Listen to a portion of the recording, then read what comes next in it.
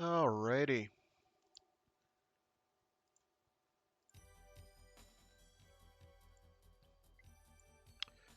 So, good morning, afternoon, evening, or night,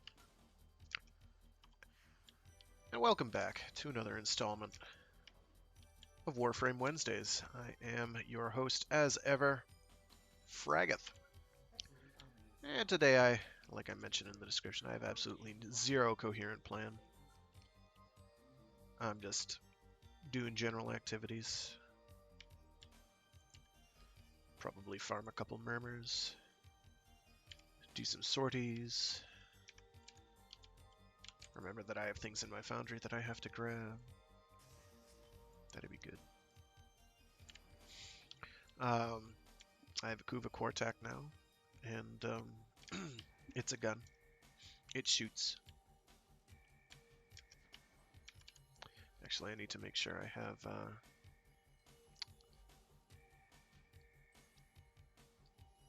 Oh, okay, that's what I did. That's a dubious decision. I had primed shred on here, and then I took it off in favor of more damage. Oh, I remember why. Because of how its alt firing gimmick works. It makes me cry. So interception, hijack. Hijack's not so bad. And a mob def.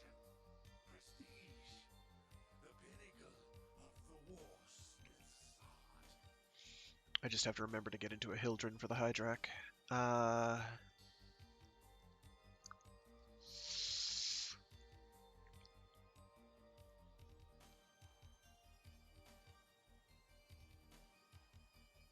I can stay in Wisp for this, I think. Should be fine. So yeah, I'm sure most of you have already got the news, but there are some big changes coming. Um, I have a list of some of the stuff that they want to talk about. Um, I don't have a ton to say on it, other than I think it's probably all ultimately going to make for a better game in the end, and therefore it is not a bad idea. Yes, it does mean that certain arcanes are going to be less awesome. Oh well. And they're going to make it so you can farm arcanes more easily, which is probably a good thing, I guess. Question mark? What is going on here? Is this mission broken? Is this mission broken? Am I going to have to back out and try this again?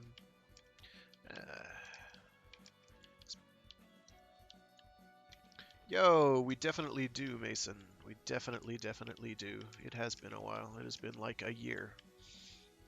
Okay, I'm going to have to bail from this mission. That's fine. That's fine. When the door's not going to open, I will just find a new door. Ugh. Low energy today, I apologize.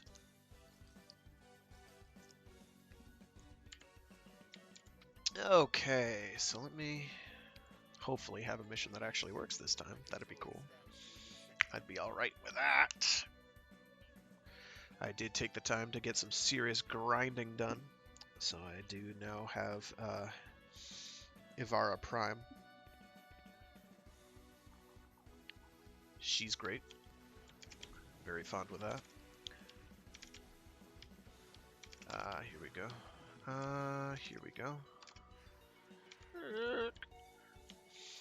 So the Quartak, the Kuva Quartak, the regular Quartak is, it is what it is. It's a gun that should have been like the chosen one or whatever. Oh, don't you do this. So normal fire. This is auto fire business. You can't actually switch fire modes unless you zoom in, and then it does single shots. Now, the delay between doing single shots. Actually, that's a lot better than it was. Oh, because I'm Wisp right now, and I've boosted my fire rate through the roof. Okay, well that's obvious. if I can find... Oh, I know what I can do. What? Is there an actual hard ceiling? There's an actual, honest-to-God hard ceiling now. You can't get out. So I can't clear my buffs. So I'll have to wait 20 seconds. That's fine. I swear it was shooting slower when I had Prime Shred on there, which makes no sense. I must have done something. It hits hard. But yeah, zoomed in, it shoots basically as 4-shot burst, which is your main means of actually hurting things. Because I think they have like either a status or... there we go. So you see how slow that is? That's real slow. That sucks. We don't like that. So to speed that up, I swear to God, this is not this is making me shoot faster. So, and I can't aim doing that at all.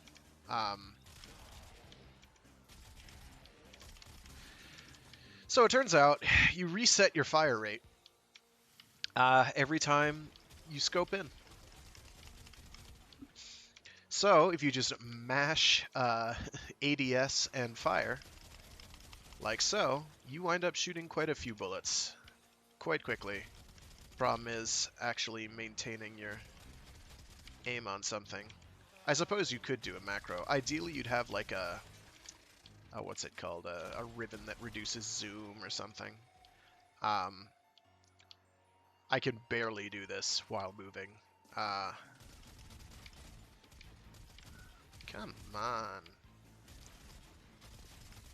That's really hard to do, and it makes me look like a goof. But it does work. I will have to double check its stats. I think it's that it gets better crit when it's doing the 4 shots, the quad burst. I don't actually know off the top of my head how multi-shot works with that. I assume it works like rifles, i.e. you have an X% chance, and it's kind of like a pseudo burst weapon, where they all just happen to shoot at the same time, and each projectile that comes out has a chance to be doubled, as opposed to like shotguns, which have each, what is it, like 10% or whatever of every multi-shot you have is another pellet you fire, which is one of the big changes, one of the big things you have to remember about why shotguns are different in Warframe. So on that note, I'm sure everybody's been heard oh, related to status and shotguns, and probably a lot of people have made statements to the effect of, oh, shotguns can no longer hit 100% status chance and therefore are trash. Well, guess what? There were a lot of shotguns that couldn't hit 100% status chance before. Only a couple could without ribbons. As far as I'm concerned, ribbons do not play a part in the meta because they are wildly unpredictable and variable in what they can provide. So I never take them into account if I can help it. Lost my train of thought. Right. So they're changing the status chance model on shotguns, and I'm going to have to actually get the page with the description to describe how that works. It is a different curve. They can get much more status. However, they can do status in general a bit more reliably. It's a predictable curve.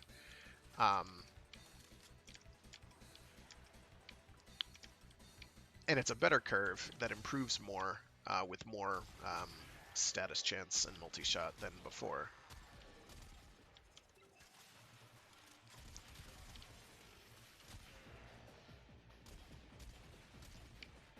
That's borderline acceptable fire rate. What I'd like is like full semi-auto with no delay, but that would also make the gun ridiculous. And that's more or less what this does. It pretty much happens as fast as you can mash those 2 buttons. Now what I could do...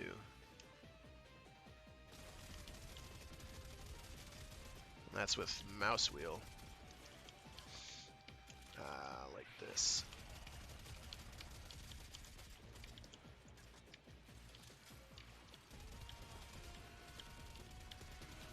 What you can do to ensure that you have zoom while doing auto fire, if you so choose, is you have to start shooting and then zoom in.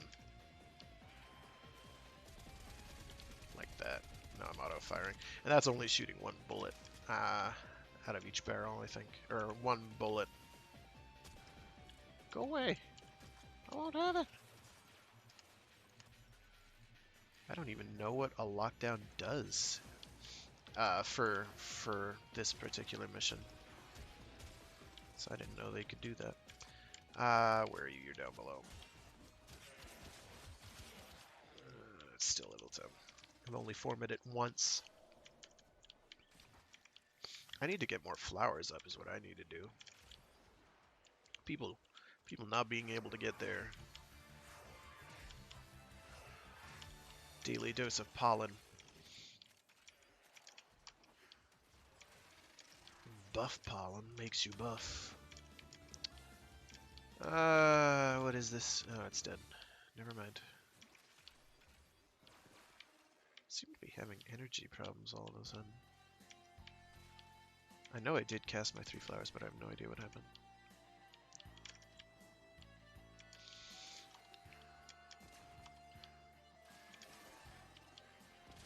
No, he did. But yeah, doing that zoom shot cancel thing is really impractical, but it does cause the damage for sure. So I don't know.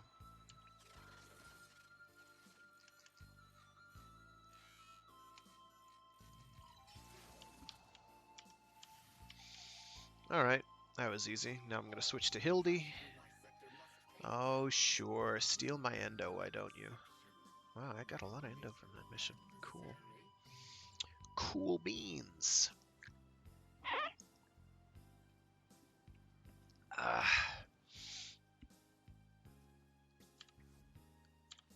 I'm going to bail from this squad. Change my equipment.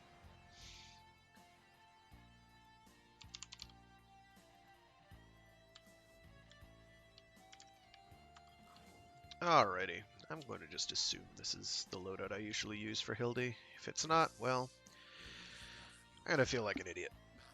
That's fine. Crunchy parts. Oy.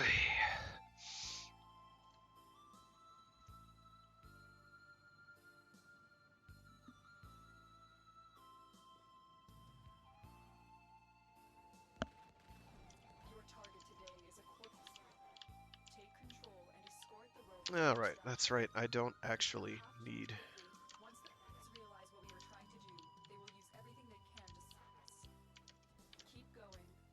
energy because I'm a Hildren. My shields are my energy. That is just how it be sometimes.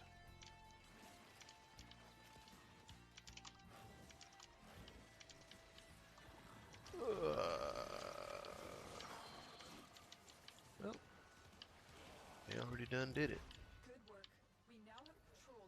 Give me them shields.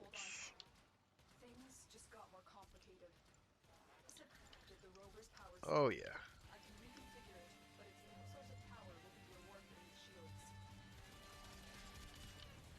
Wow, okay, what was that?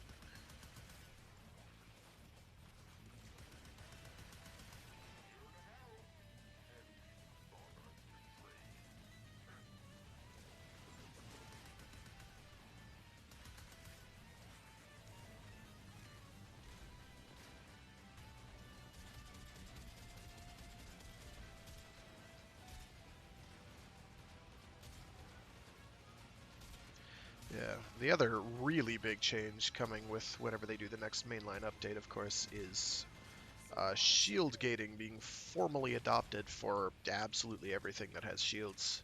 And yeah, that includes the Corpus. Though you can negate it either to some extent or full extent by aiming for the head. And you can overdamage them, but if you aim for the torso,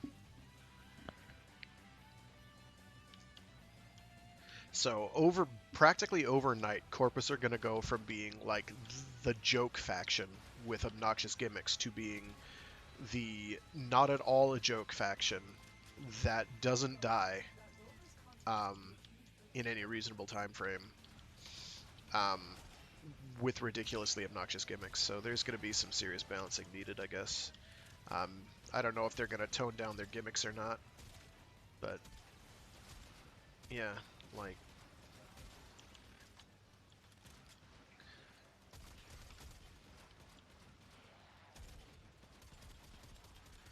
See how pathetic that is? That's awful.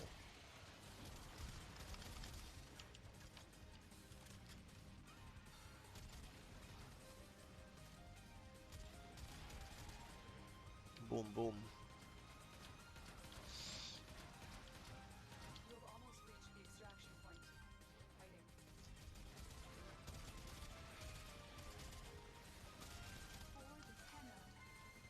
Yeah, you can see my ammo count just plummets when I'm doing that right.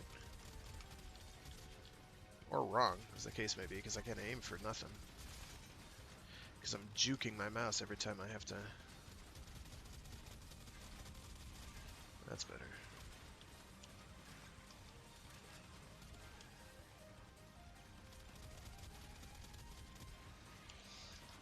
You can do some damage with the core attack. Mostly I'm leveling it up because, mastery. The regular core attack, I don't know if that bug is applicable there, because I thought that could switch fire modes properly. I don't remember now. I freely admit that the core attack, the regular core attack, was a one and done, level it out for the mastery and never touch it again. I wanted to like it because the gimmick sounded perfect for me. Oh, it's a gun that it's a rifle that shoots 4 bullets at once. Well, not actually. Actually, no. Actually, it does not do that. Kind of. Not the way you think. Wound up just kind of being a bad shotgun, really. Give me a Sobek instead. Oh well. The last one was a mob def, I think. Mobile defense. What I want. What I want. Maybe I'll just Baruch it up again. I like Baruch. And on a mob def, he's pretty okay. Something with focused enemies. Problem is I'm not going to be leveling up my core tech. Doesn't matter. It was either that or Harrow, and I really am not good at general play with Harrow. Tridolons with Harrow is easy. You just hit 4 when you're supposed to hit 4. That's basically it. That's Tridolons as a Harrow.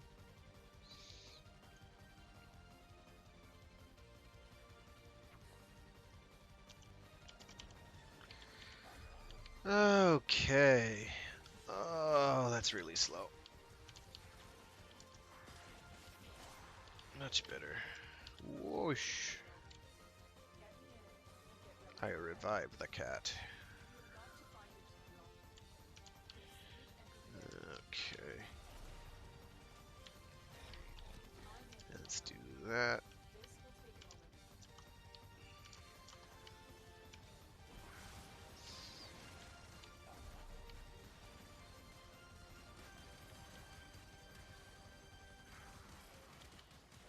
Kind of wish daggers going to allies would reduce your restraint as well. It doesn't appear to do that, though. You'd think that it would.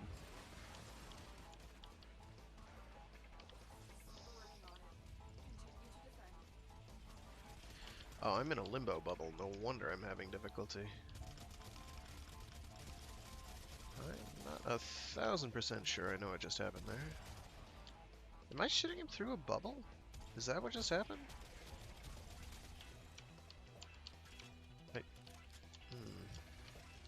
I don't know what my Kavat is doing all the way over there. I don't think I'm going to be able to get to it in time.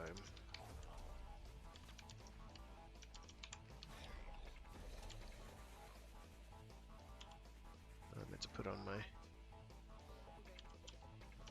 dodging.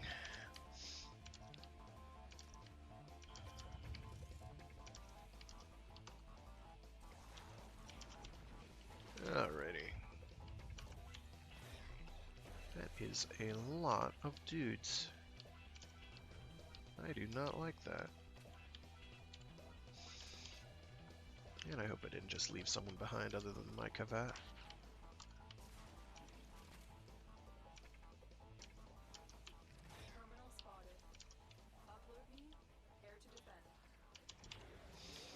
Alright. Kid gloves come off.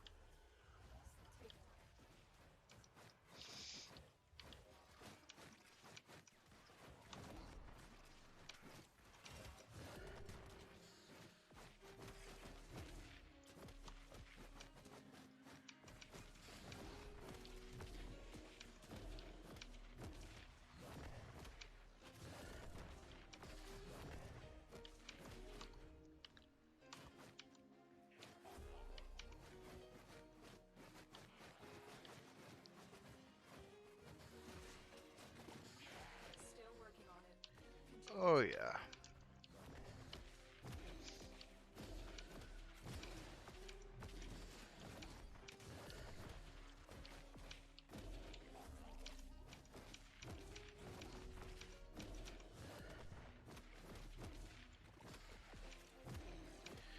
Those big numbers.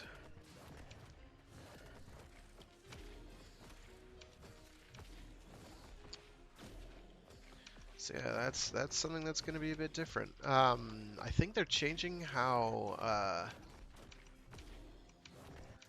what's it called? Slash damage works.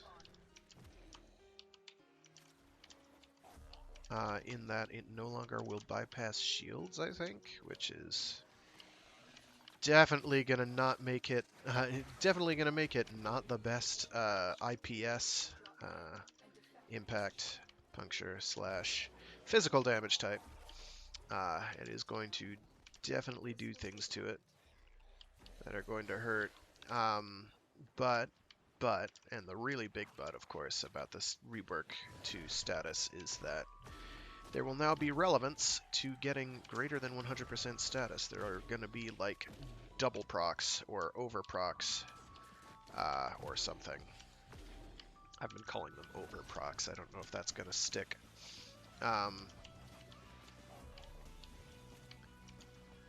As a naming convention. But that is what I've been calling them, is over procs. Basically, if you have over 100% status, or you cause multiple status effects on, like with the same, if not projectile, then same, like, instance, i.e. shotguns, i.e. multi-shot, you will, at that point, do enhanced versions of procs. There are not a mountain of weapons that are going to be able to take advantage of that. But the ones that exist ought to make things interesting, depending on what they actually make the over procs do. I think a lot of them are just going to wind up being, it's the same effect, only more so.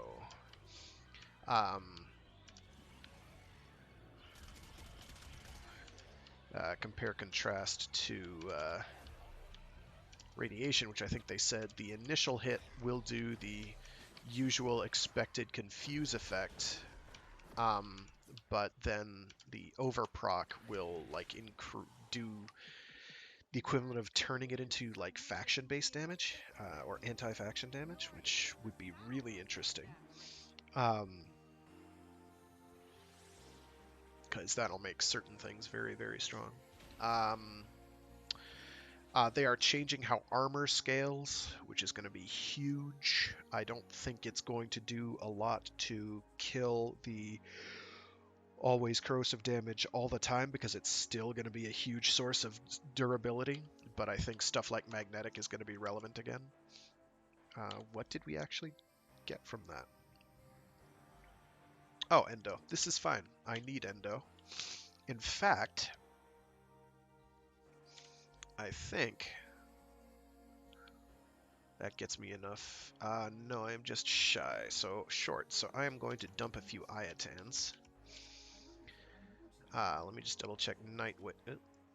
Okay. Anything interesting here? Like a glut helmet, maybe? No? Nothing? Bats of Chaos, not. Having 250 Nitane is just disgustingly excessive. I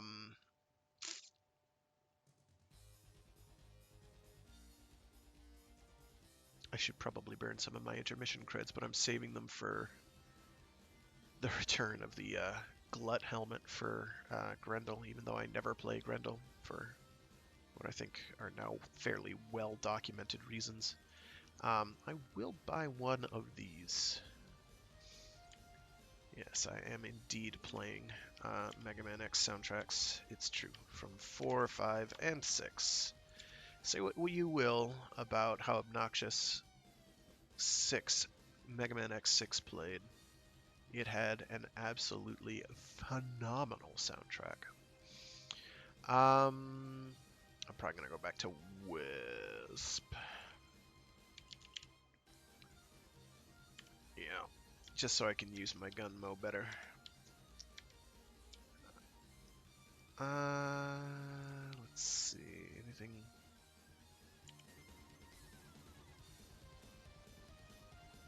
anything interesting here at all? I don't remember what I did here. Right. Right.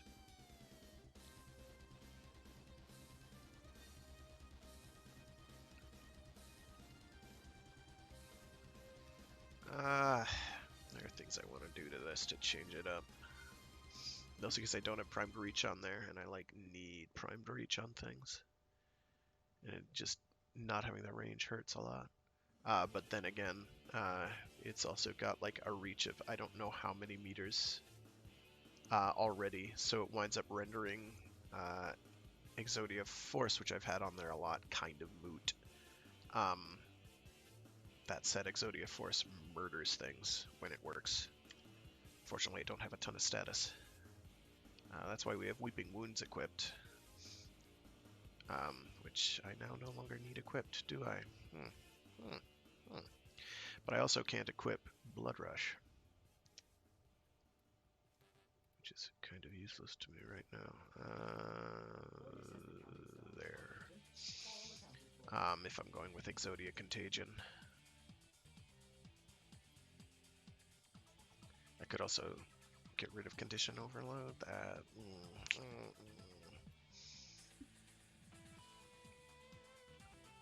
The alternative is I wind up removing Voltaic Strike in order to fit in Reach or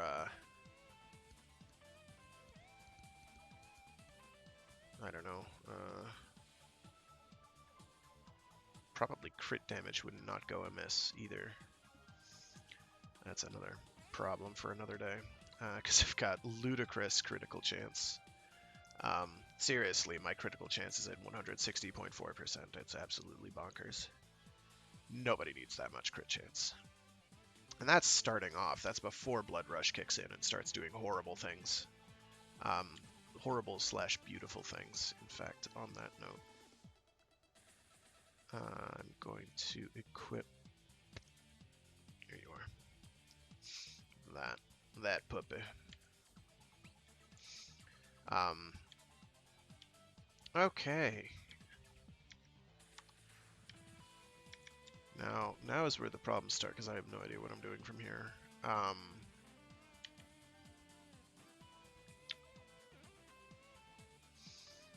Where is my Lich at? Oh, it's at Pluto? Meh. Let me see if anyone's doing, like, Veiljack or something. I get some fluid in me.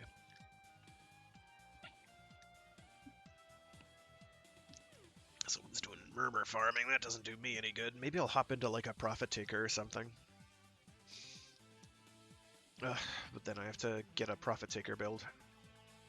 And those are a pain in the bootski. Those are a pain in the bootski. I am not hugely fond of... I'll just join this murmur farm real quick. We'll do this for a little while.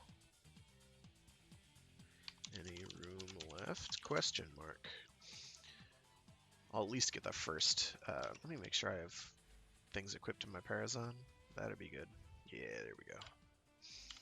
I had to do a bunch of murmur mod, whisper mod. What are those called? The mods that you use to kill the Lich. I had to do a bunch of farming to get duplicates because I was running low. I'm still kind of low because I only have like one duplicate of each, in addition to one that's usually broken or ratchet. A couple I have like 3 or 4 for some reason, somehow. I don't actually know, because I wasn't picking them that I was aware of, but then again, it kind of turned into a blur after a while, so... Not my favorite farm in the world, because you basically have to go Radiant in order to get one with any reliability, and half the time I'm getting the, well, not half the time, like 10% of the time I'm getting the Weapon Excellus adapters, and I don't need those. What is this?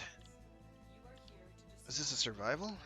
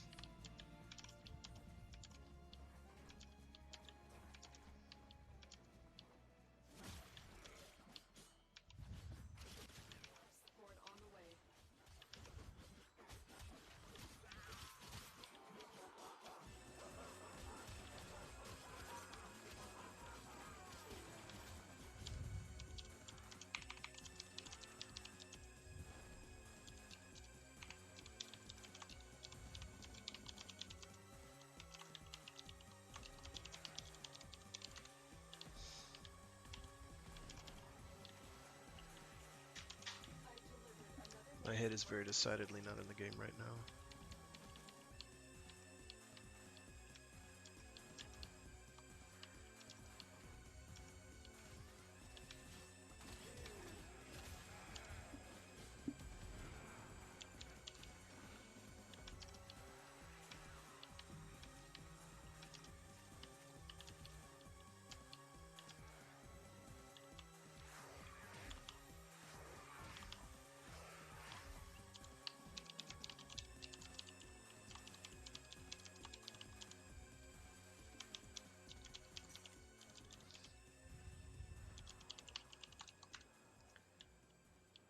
Plus also, wow, I just can't today.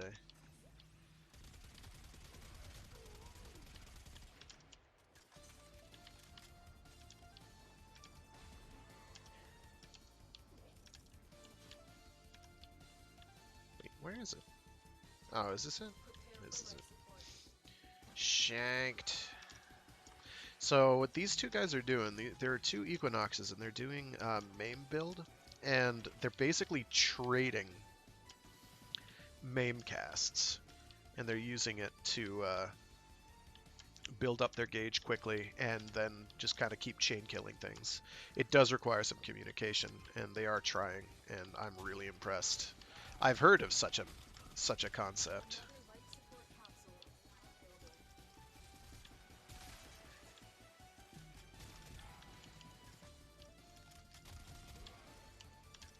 I'm gonna keep doing that, I guess.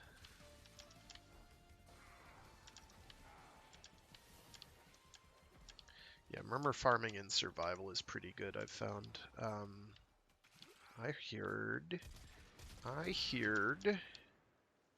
a gauss.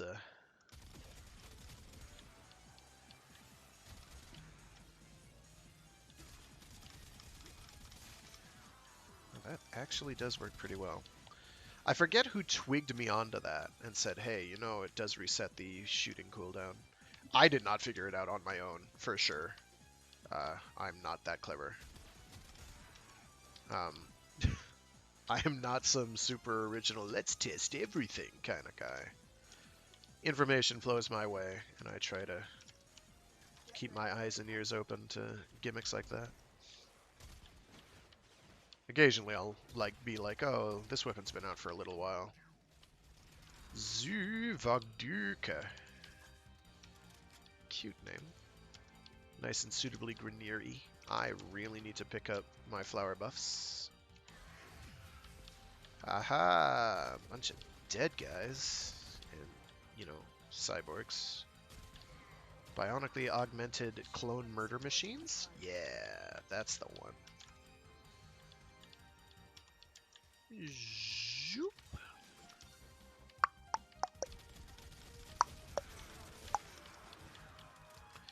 Things I kind of wish our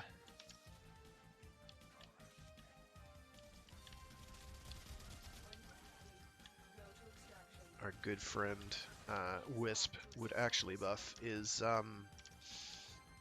what do you call it? Reload speed.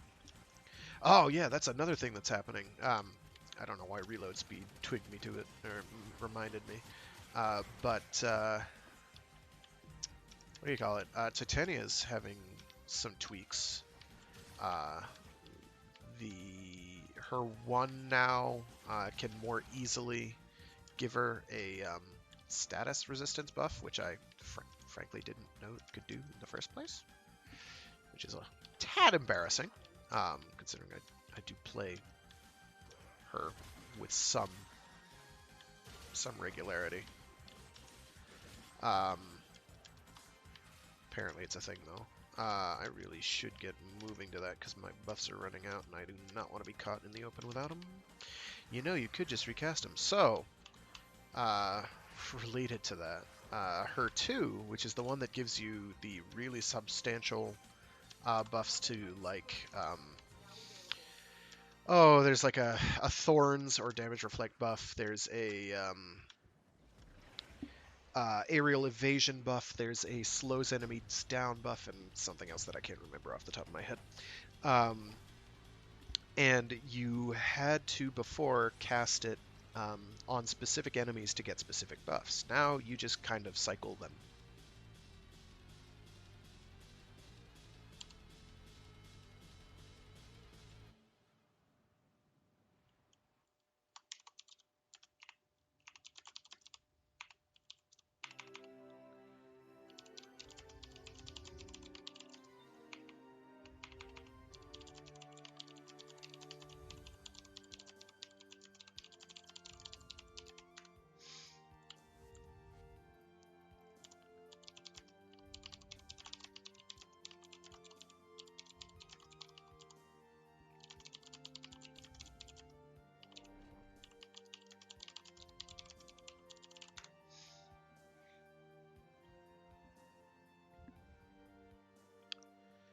Yeah, I should probably narrate that out when I'm typing, but I'm not going to. This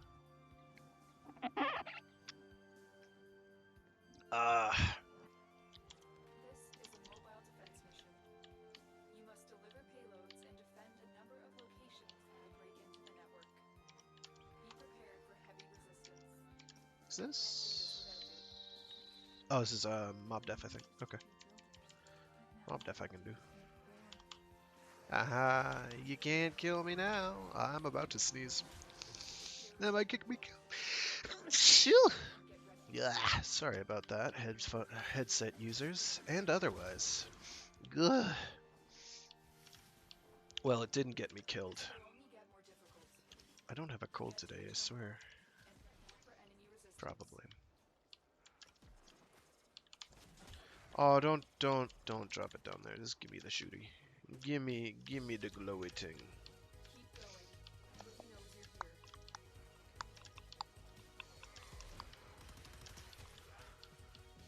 Many things have been taken from us. It's true. But fortune favors the bold. And there ain't There we go. so bold as people with nothing to lose. Oh yeah. So the Cyanex is one of the few weapons I would actually kind of like a ribbon for, just to make an already good gun even more gooder. But,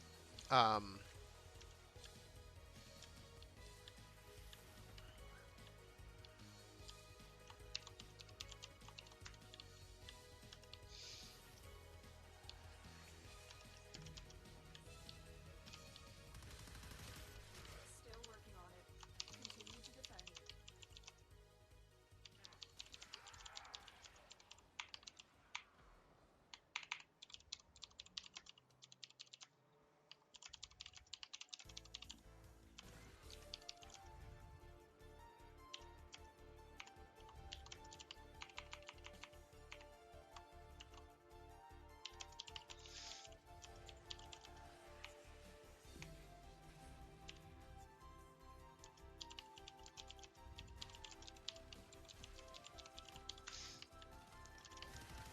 Area completed. Move on.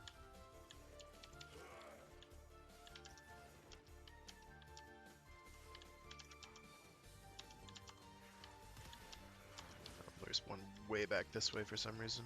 Did somebody get it? Yes, they did.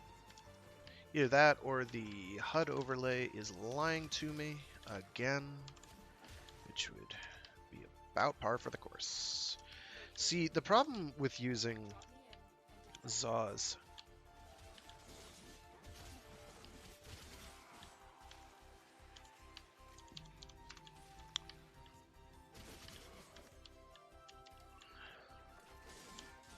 I'm in, Tenno. This will take a while.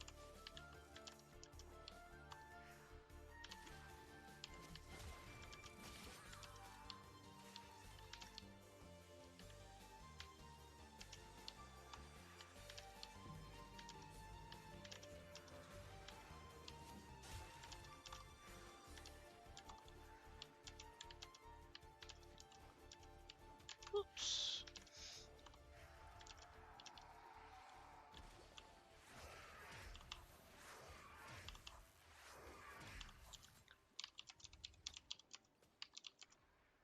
Still working on it. Continue to defend.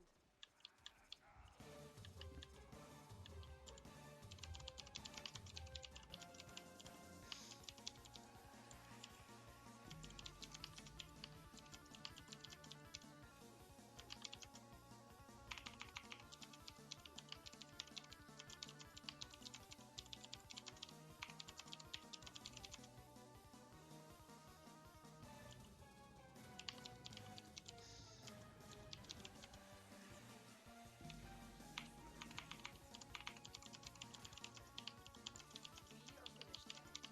Move on. Change of plans. Pursue your original objective. Leave nothing alive. Oh, now we get to murder things. Okay. I mean, we already got to murder things. I've been tapping the text chat this entire time, so I'm not actually doing anything productive whatsoever. But okay. Where is he in a pipe? Oh, he's like right behind me, below me, whatever. Get out. Get out of there, you. Oh, no, this is not good.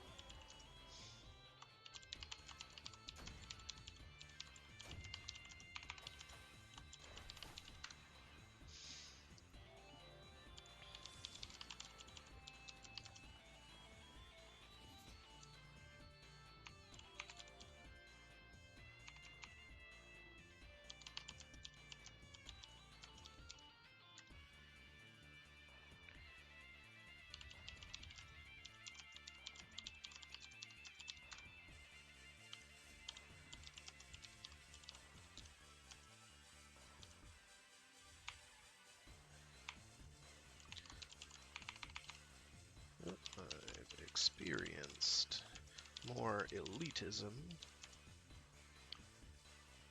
with Tridalon runs than I ever did with Trials.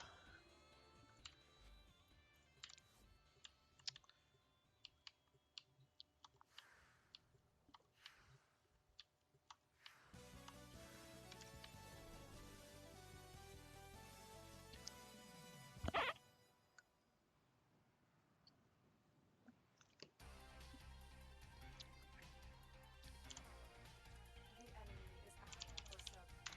You must defend our equipment until reinforcements arrive. These destructive weapons are crude and dangerous, just like the command.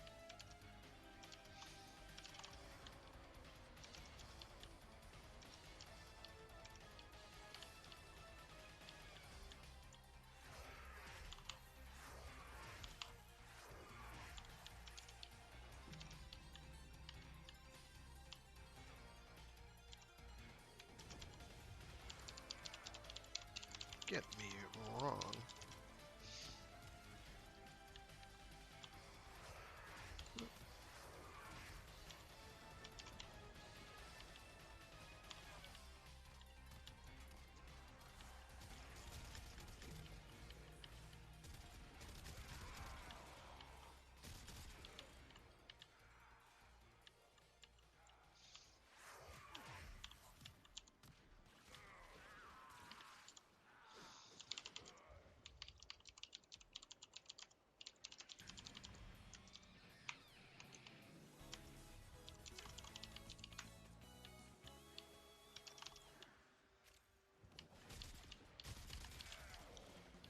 I know I passed right by the murmur dude. It's okay. Oi! Don't you do the get over here business to me, young lady. I shouldn't say that. Well, I don't actually know how old, like, Grineer mooks are. Pop it, Kaizel. What? Gesundheit.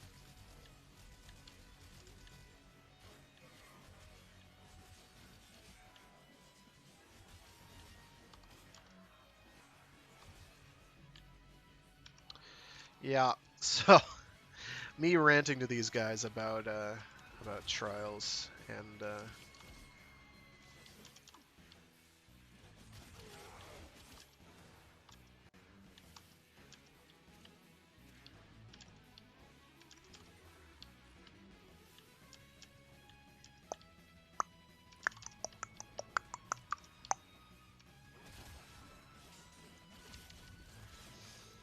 shanked.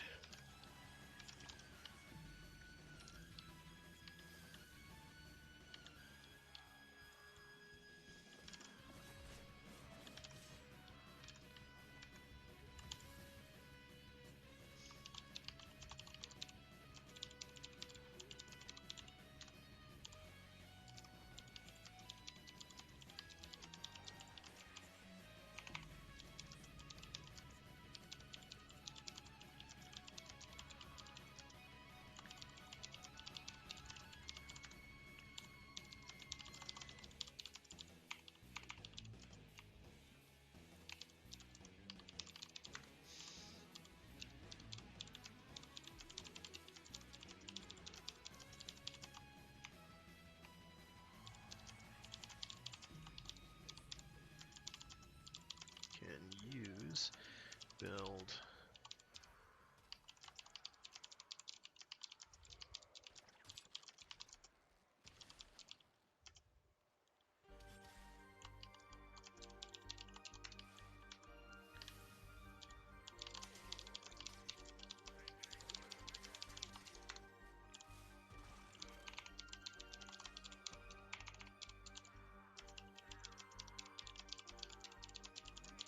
Research that now. Come to think of it.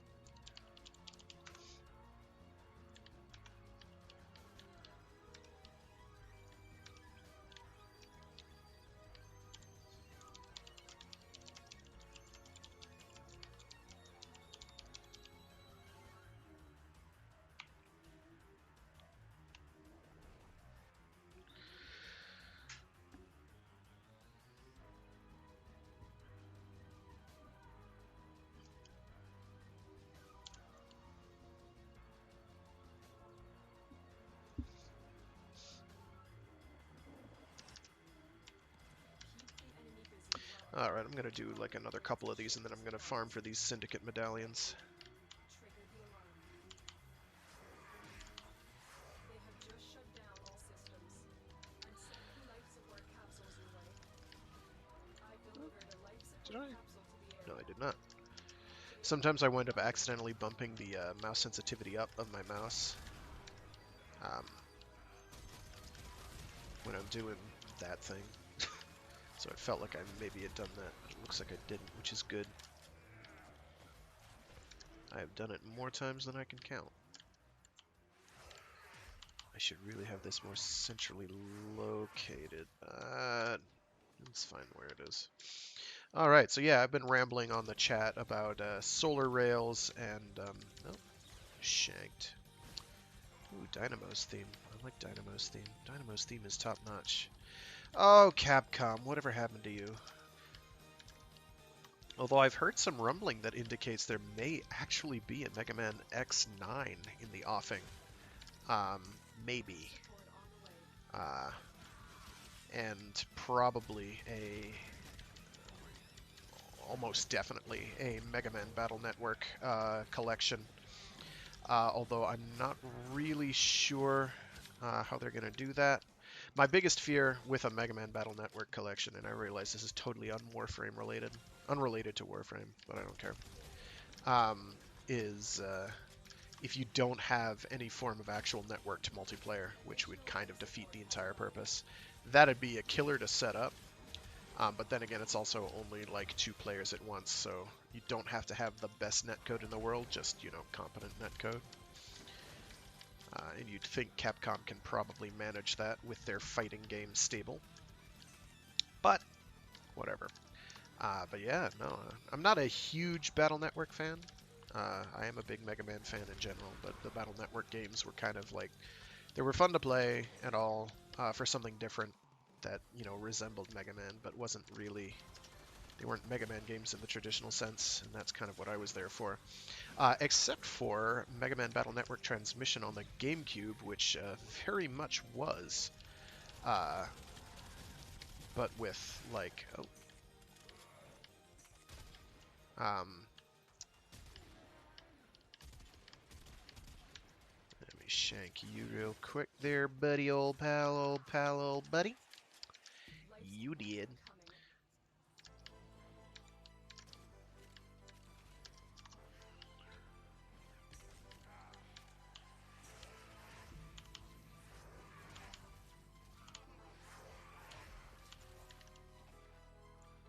I mean, why not, right?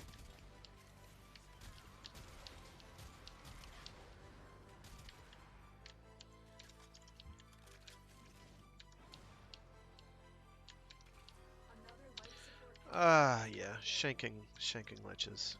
Well, I've got one murmur done, so that's good.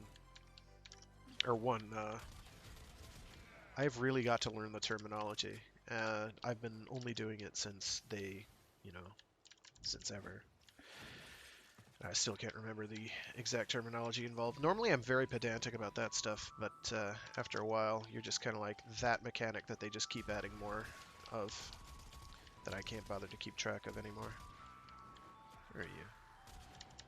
You're dead. That's where you are. Oh, I have it on loop, I guess. Coolio.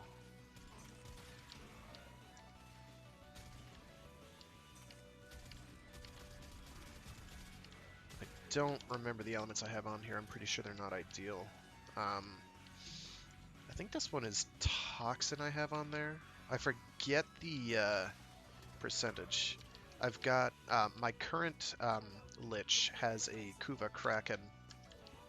Hooray. With, I want to say, fire damage? I don't remember. Maybe it's Toxin and not fire.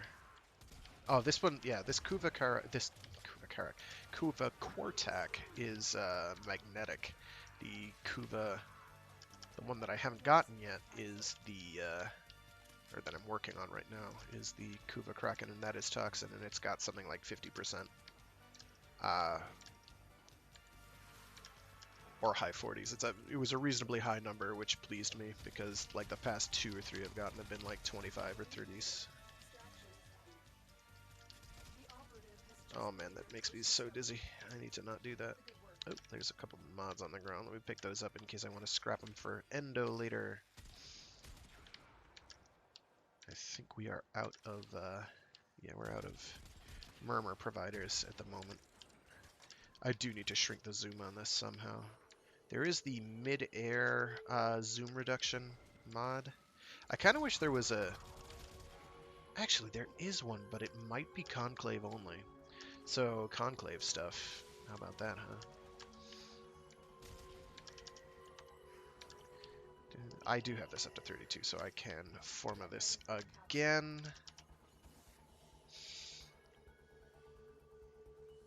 That'll be good. And we got another Requiem 4 relic, which is good because I needed a few more of them.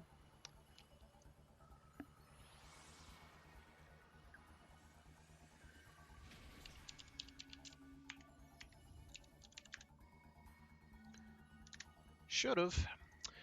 I'm thinking, geez, I haven't done Railjack in forever. Maybe I'll do some of that.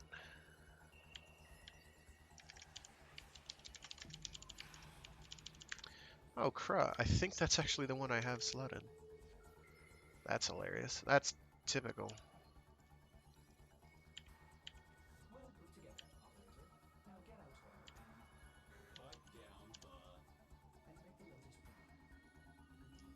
Really want a kick button. Alright, let me real quick. Action. Polarization. What do I have in here? So my... Oh, jeez Louise. I can barely see these things. Fudge, how much spare do I have? I have 10 spare. Okay, okay. What I'm thinking then... Yeah, get primed shred in there.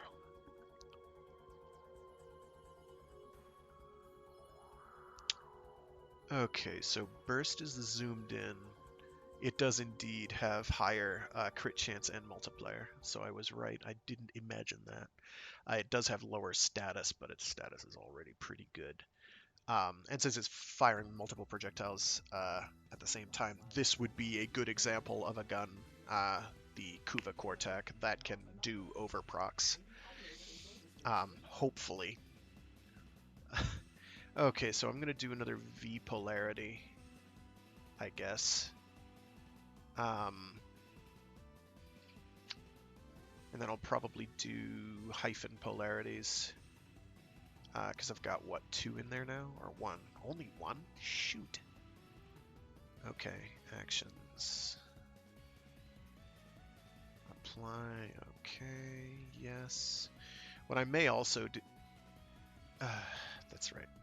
Can't fit it in. Do I have any other V polarity things I can fit in there? What I could do is downgrade these. Yeah. Actually, I might be able to get away with only... No, I will have to do both. Okay. High voltage and... Infected... Malignant force. There we go. And that way I can fit in a primed shred. Yeah, I'll probably... That's probably what I'll do then, is I'll have a hyphen polarity on one of these slots. Jeez, I think that still means I've got... See, this will go up to 34, 36. I still have to come up with more slots, because it already had like 2 V polarities from the start, which I was not expecting. So it's already like really good. Like you're literally formatting slots to forma them, not because they give you any benefit, which is very, very awkward. I was like, I think all the last several Kuva weapons I've done have had no polarities whatsoever, so formatting them is a process of building it and making it better, but this one's already like kind of already there. There's not much more I need to do other than get into max elementals and then. Oh, that's right. I said I was going to read down like kind of a Cliff's Notes of some of the changes they're doing. So let me tab over to that real quick. Oh, geez Louise. They do have another event happening. I'm going to crank my music down a smidge so I'm not talking. Actually, that's not too bad.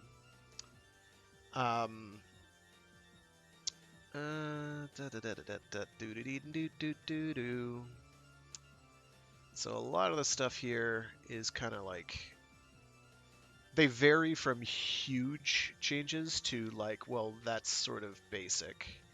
Like, they're doing some changes to the initial, well, they call it onboarding changes, i.e. the entry. They're lowering the entry cost to getting a railjack, which is fine, I guess. You know, big deal. That's fine. Um, I'm not gonna tell them what to do. Um, as a late game player, I thought it was fine, but I can definitely see how, for an early game player, something like 6 million credits, 15 Argon, and God knows what else, I don't even remember, I've tried to forget, is a little hard to overcome. It's like the costs were felt very clearly made to either be a resource sink for older players, and even intermediate ones, because the resource costs weren't that drastic, I thought. They were substantial, but they weren't horrendous. Just, people griped about the credits, and I'm like, that's like a couple sessions in high index, but whatever. Um, I mean, it's not exactly low-level player content, so whatever. Setting that aside, um, it felt like the costs were geared towards it being a clan activity when the actual activity itself was not a clan activity. Each individual railjack was just for the individual railjack for the person that was doing it, not a clan thing, other than the initial room, which was whatever it was. I don't even remember. I had to do that solo. But I have a tiny clan anyway, so it wasn't that big a deal. So they'll be anybody who went through and did it all already, such as myself, will be refunded a certain, like, whatever the difference is. So you're getting back like 5.5 million credits or something. However many other things, and then like 2 rush repair drones, which will be nice for new equipment. A bunch of bug fixes, which is obviously necessary. They're changing. I talked about armor and shields. They're changing the curve for armor in particular, and I think they're changing the shields as well.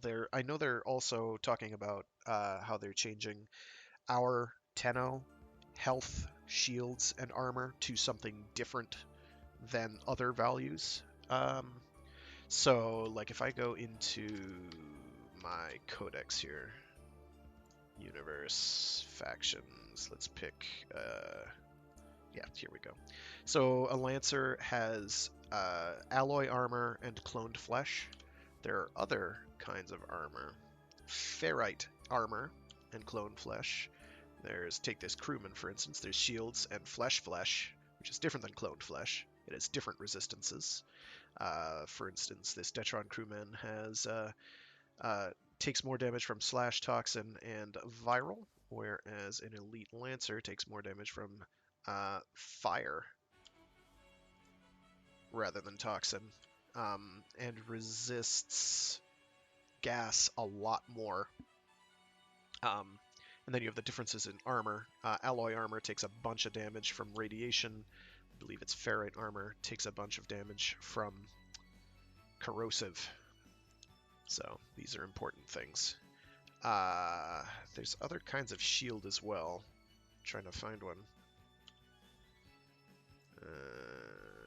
There's robotic flesh, which has its own set of gimmicks. Infested flesh. Where the devil? I know if I find a boss, it'll have it on there. Corpus. There's a bunch of different shield variants, and I can't remember them all right now. Here we go. Proto shields. versus, that's regular shields again. I thought there was one other kind of shield, and I'm not remembering it right now, but it doesn't matter. In any case, Tenno right now have, or the Warframes themselves have, like, is the equivalent of regular shields, and I think Corpus Flesh, and I want to say it's alloy armor as opposed to ferrite, but I don't remember off the top of my head. In any case, it's being changed to something else entirely, which could be regarded as creep again. But it'll change how we resist things. Our shields are going to work very differently. That's the big one. Another one they're changing is AI accuracy, which has already been changed a couple times in the past. So what they say here, AI aimbots. Up until now in Warframe, the higher the enemy level, the better their accuracy. High-level enemies would be pinned at the best accuracy they are capable of, not quite 100%, but getting pretty close. Things like your movement and mods would reduce accuracy, but the potential for bad aimbot movements was too high, which is why when you're fighting the Grineer, specifically, who have a mountain of hit scan guns, they blitz you down like it was nothing. That's setting aside slash damage, which murders you pretty bad. We have spread this progression across a greater range of AI now. Now we're decoupling enemy accuracy from level to reduce the overall aimbot behavior.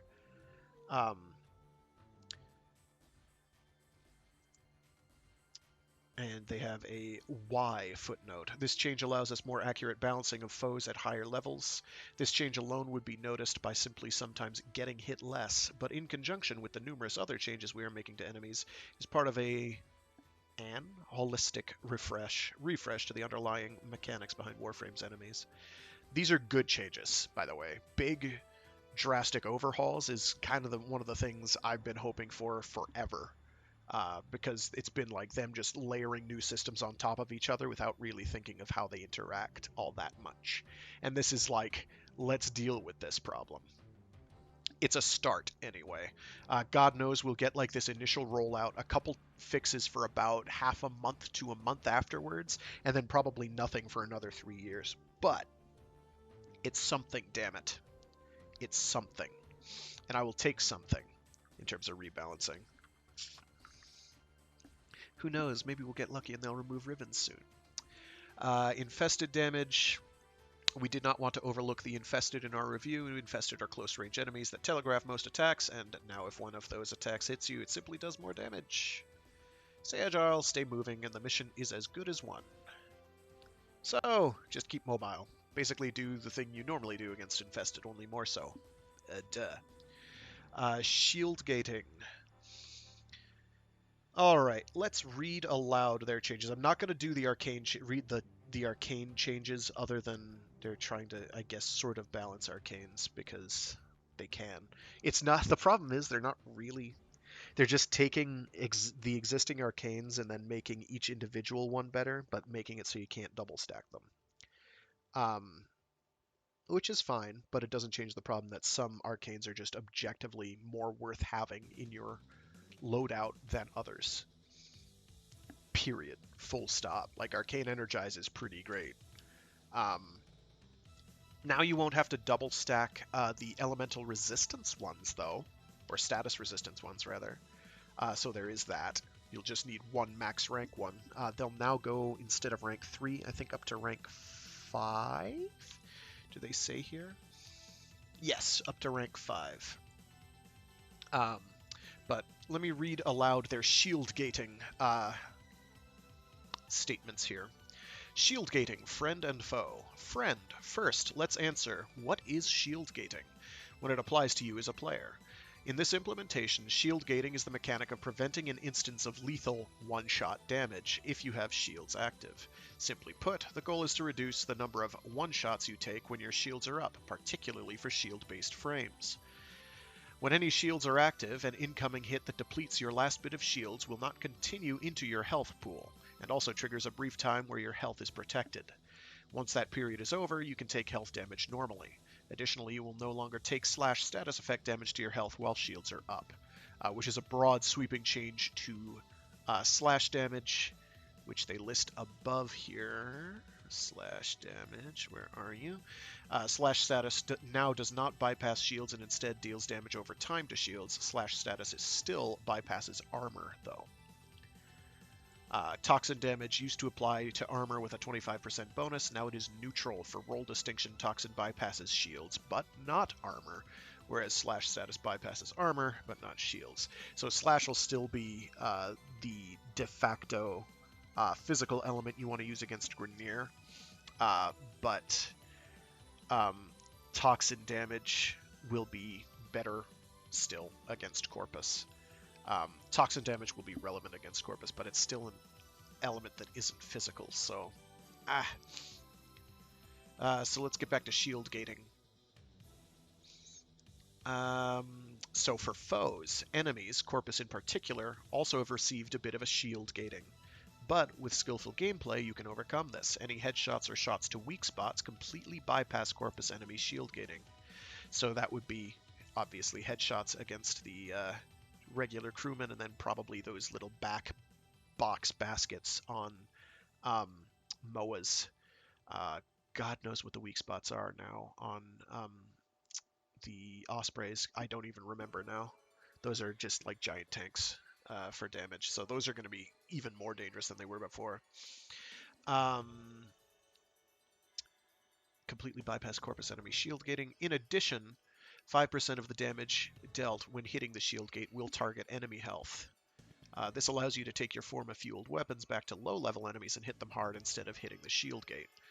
5% is pretty pitiful. So that's going to take... There's still going to be very... they're still going to take longer to kill. The goal here is to make shields a mechanic you want to play against with mods, auras, elemental, or to bypass with skill, headshots. Slash status effects now deal damage over time to shields. Toxin damage remains as is, bypassing shields to directly affect enemy health. So you'll be able to blitz down shields pretty effectively still. If Slash is going to affect shields, you're still going to get rid of them pretty fast, I think. Damage from Warframe abilities will ignore enemy shield gating, i.e. if an instance of damage from an ability is greater than the shield value, it will go into health as well. So our powers remain absurdly strong. And here they have a why. Giving both friend and foe shield gating has two purposes. We want to reward skill a bit more in all Corpus missions, and give the squishier frames a bit more viable edge and a chance to really explore shield-focused builds. Toxin damage and shield effects are still your friend against Corpus or shielded enemies. So I am going to go over the basics of the arcane changes and not their detailed list of how they're changing arcanes themselves. The individual arcanes themselves. Arcane changes. After years of arcanes as a system with several additions to the offerings and replacement locations, we are doing several things. Increasing the maximum rank of Warframe and Operator arcanes to 5, up from 3. Arcane revives are a bonus that begins on rank 3. So, basically, if you have rank 3 arcanes, they're still viable for that much. Adjusting the power of arcanes at rank 5 to generally behave as if you had 1.5 arcanes equipped. So I'll read like 3 instances.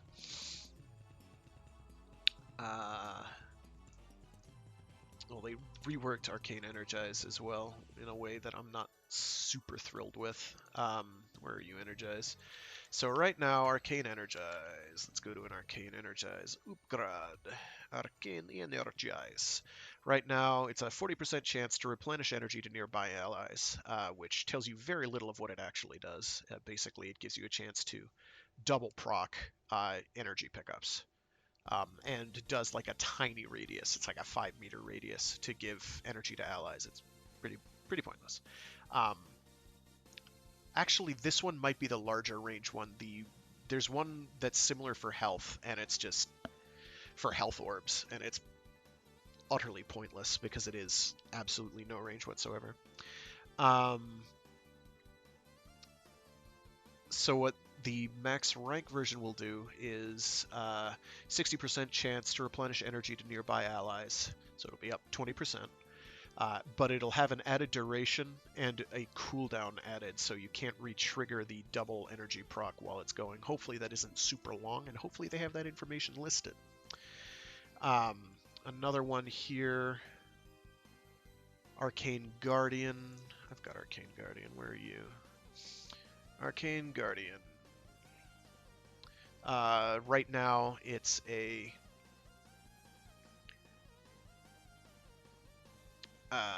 20% chance for plus 600 armor for 20 seconds. And this is listing on rank 5. It'll go up. Wait a minute. Are they nerfing it? I guess they're nerfing it. On damaged is going to be a 15% chance for 600 armor for 30 seconds. So I guess they're beating that with a nerf bat for some reason. I didn't think it was a particularly great arcane, to be honest. Mostly because even though armor is strong, it's just kind of like, eh. I like to kill things faster. It is definitely good on certain frames that don't have any armor at all. Where's the other one? There's another one here that I like to use. Is it Aegis? Arcane Aegis. Here we go. Arcane Aegis right now is 6% chance on being damaged for plus 60 shields per second for 20 seconds. Whereas it's going to be changed to be 3% chance for plus 30% shield recharge for 12 seconds. Now that either means that it is going to recharge your shields for 12 seconds up to 30%, or it's just going to make your shield recharge have an additional additive 30% speed, which would be absolutely terrible. Although it'll be better with the shield changes. In any case, those are the outliers, I think, for the most part. There's a few others that are going to be substantially different, but otherwise they're like a couple levels better. So they're removing the ability to equip 2 of the same arcane simultaneously, added the ability to distill assembled arcanes back into multiple unranked ones, which they've talked about for years and haven't done. So that'll be nice. They've also talked about that for mods and still haven't done it. There is something related to that later. Operator Magus Arcanes will be overviewed in the official patch notes, but will also receive 5 ranks. So that's going to happen to those. Adding Arcanes as rewards for Operation Scarlet Spear, which is supposed to be later this month. And hopefully Operation Scarlet Spear will also be a recurring event that they will do regularly, like hopefully more often than Plague Star, because Plague Star is not nearly often enough. We should have a Plague Star like every month or so, and we have it like every 3 at best. It's pretty frustrating. And here they have the why. The reasoning here is mainly toward the ability to equip 2 of the same arcane. This reasoning is one of past inconsistency and time determining intent. There are a lot of builds that specialize the use of 2 arcanes, but we want to encourage a variety instead of duplication. Arcanes are the only upgrade system in the game that allow 2 of the exact same upgrade to be equipped, and we would rather players have variety than duplications. In the same way, you can't equip Amalgam Serration and Regular Serration, you can't equip multiple Rivens per weapon, or any duplication of mods at all. Arcanes will follow, which makes sense. But we are making major changes to the ranking, up from 3 to 5 with power changes. Instead of having 2 of the same arcane with a double effect, you can now choose between 2 different arcanes that behave generally at 1.5x efficacy than before, which is good. Now there's the self-damage changes, and I'm 50-50 on this. I am very much of 2 minds on self-damage and the changes thereof. So here they say we are getting rid of self-damage and replacing it with something else. Instead of self-damage, it's now stagger. This change completely removes the chance of killing yourself, and now instead creates scenarios where you will interrupt yourself, or stagger, to varying degrees if you aren't careful. So basically allowing for the enemies to kill you because you're going to be a stationary shootable object. Which is fair. The degrees of self-interrupt start with a small stumble all the way to full stumble slash flinch, all the way to full knockdown depending on how close you are to the center of the explosion. Any mods referring to self-damage will be converted to acknowledge stagger. So that one mod that reduces your damage but boosts your stagger rate, let me equip a Progress. Where are you? Self. No. Where are you? Do I not have that mod? I will feel real dumb if I don't have that mod. I don't remember its name. Vital Sense Vigilante supplies. No. Not Tainted Mag. I'm pretty sure it's a rare, isn't it? Legend Hunter. No. No. No.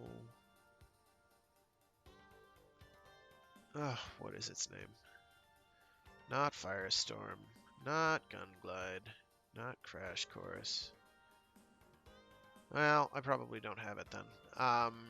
But it is a mod that reduces your self-damage, but also reduces, like, down to like 90%, but also reduces your damage by some odd percent, and I don't remember what that is off the top of my head. I have never used it, because apparently I don't have it. I thought I did.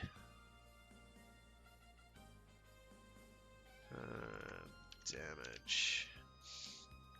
Let's go through these here. No.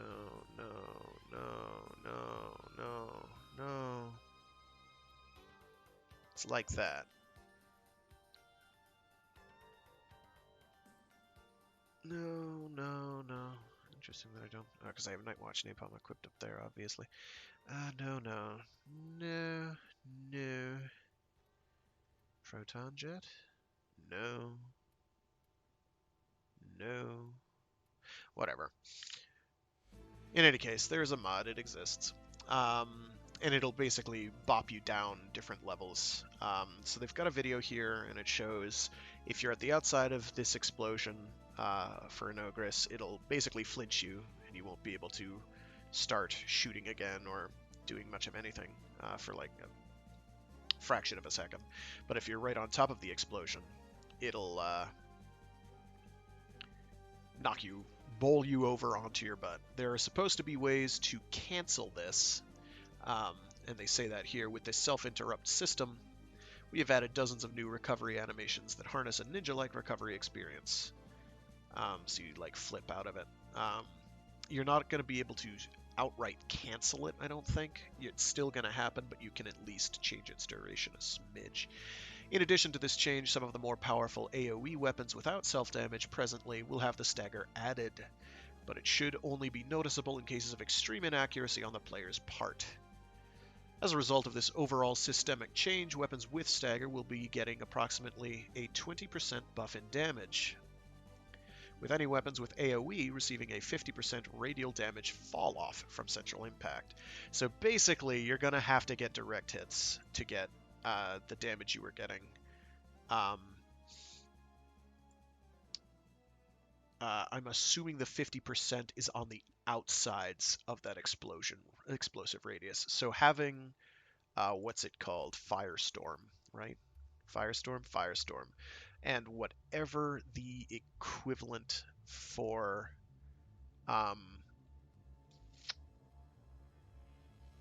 secondaries was called, because God knows there's few enough weapons that actually use that. This is not one of them, as it turns out. Let's go with, is it Pox? I think the Pox can equip it. Let's see if I've got it on there now. Fulmination. So those will be even better because they'll expand basically your effective damaging radius, and therefore the damage you can do and stuff. Obviously.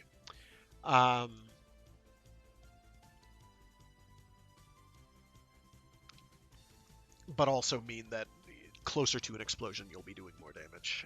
Hopefully it's not an abrupt fall off and it is instead a steady fall off.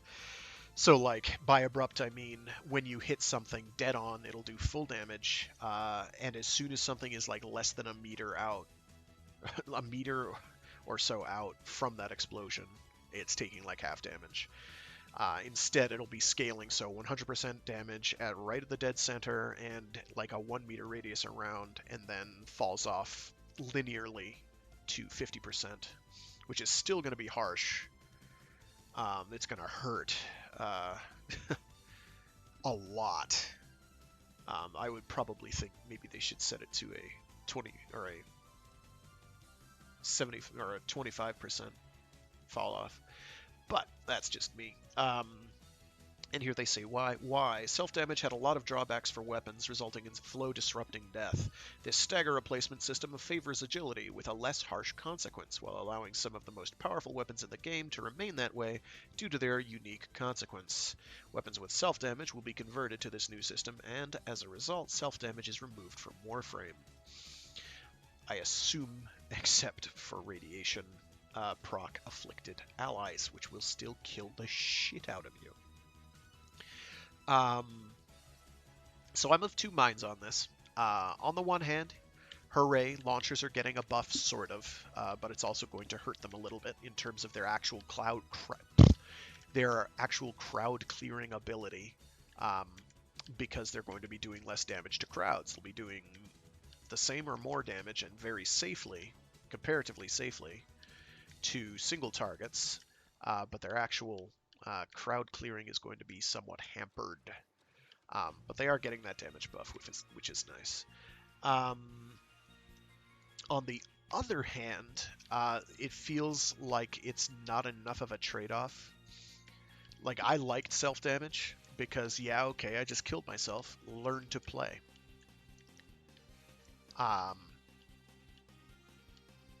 Admittedly, this is also going to make, what is it called?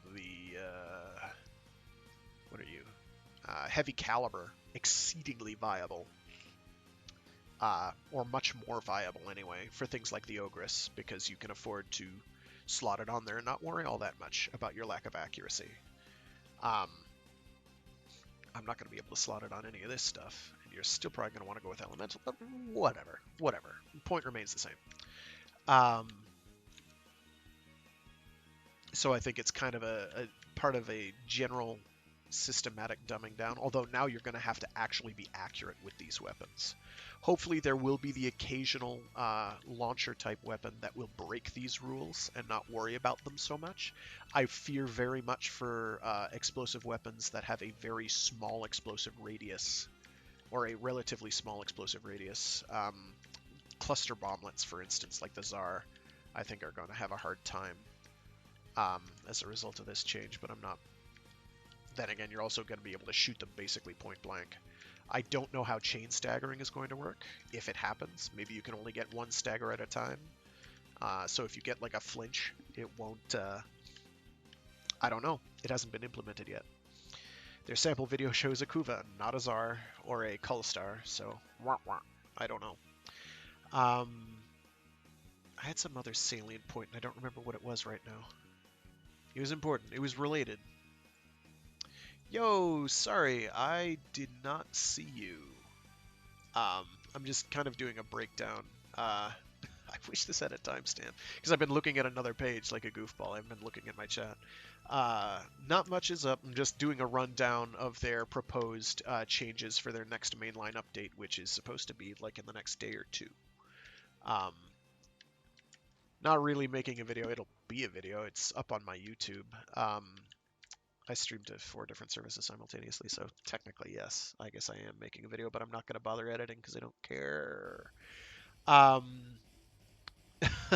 So sorry about that, Jalol3. Not seeing your message until right now. Other changes, they're making the excavators now actually scale. Hooray! That should have been done, like, I don't know, when they were first re-implemented after the event that they were first implemented on. Probably would have been a good start. But okay. I know it was talked about that way. It was talked about all the way back then, but now they'll actually scale up. Excavation missions have had the same property since launch. All excavators have 500 shield, 2500 health, no matter the mission level. As of our coming PC mainline update, both health and shields will scale, following the same formula as mobile defense terminals. Shield regen of excavators will be a percent of health versus flat value to deal with scaling shields. Why? This change will bring excavation in line with existing mission types that have scaling properties after several years of having flat values. True to our initial goal of fixing inconsistencies, we are making these mission objectives scale in a consistent manner to other mission objectives. Now, correct me if I'm wrong, I don't think I have seen anything mentioning the inconsistencies related to aura costs. Let me Control F and look for aura mods. That is somebody's post.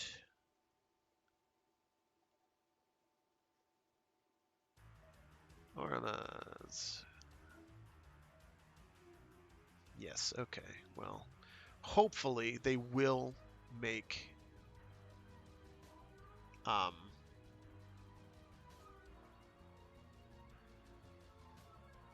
aura mods be consistent, because like as it stands, if I go to my auras here,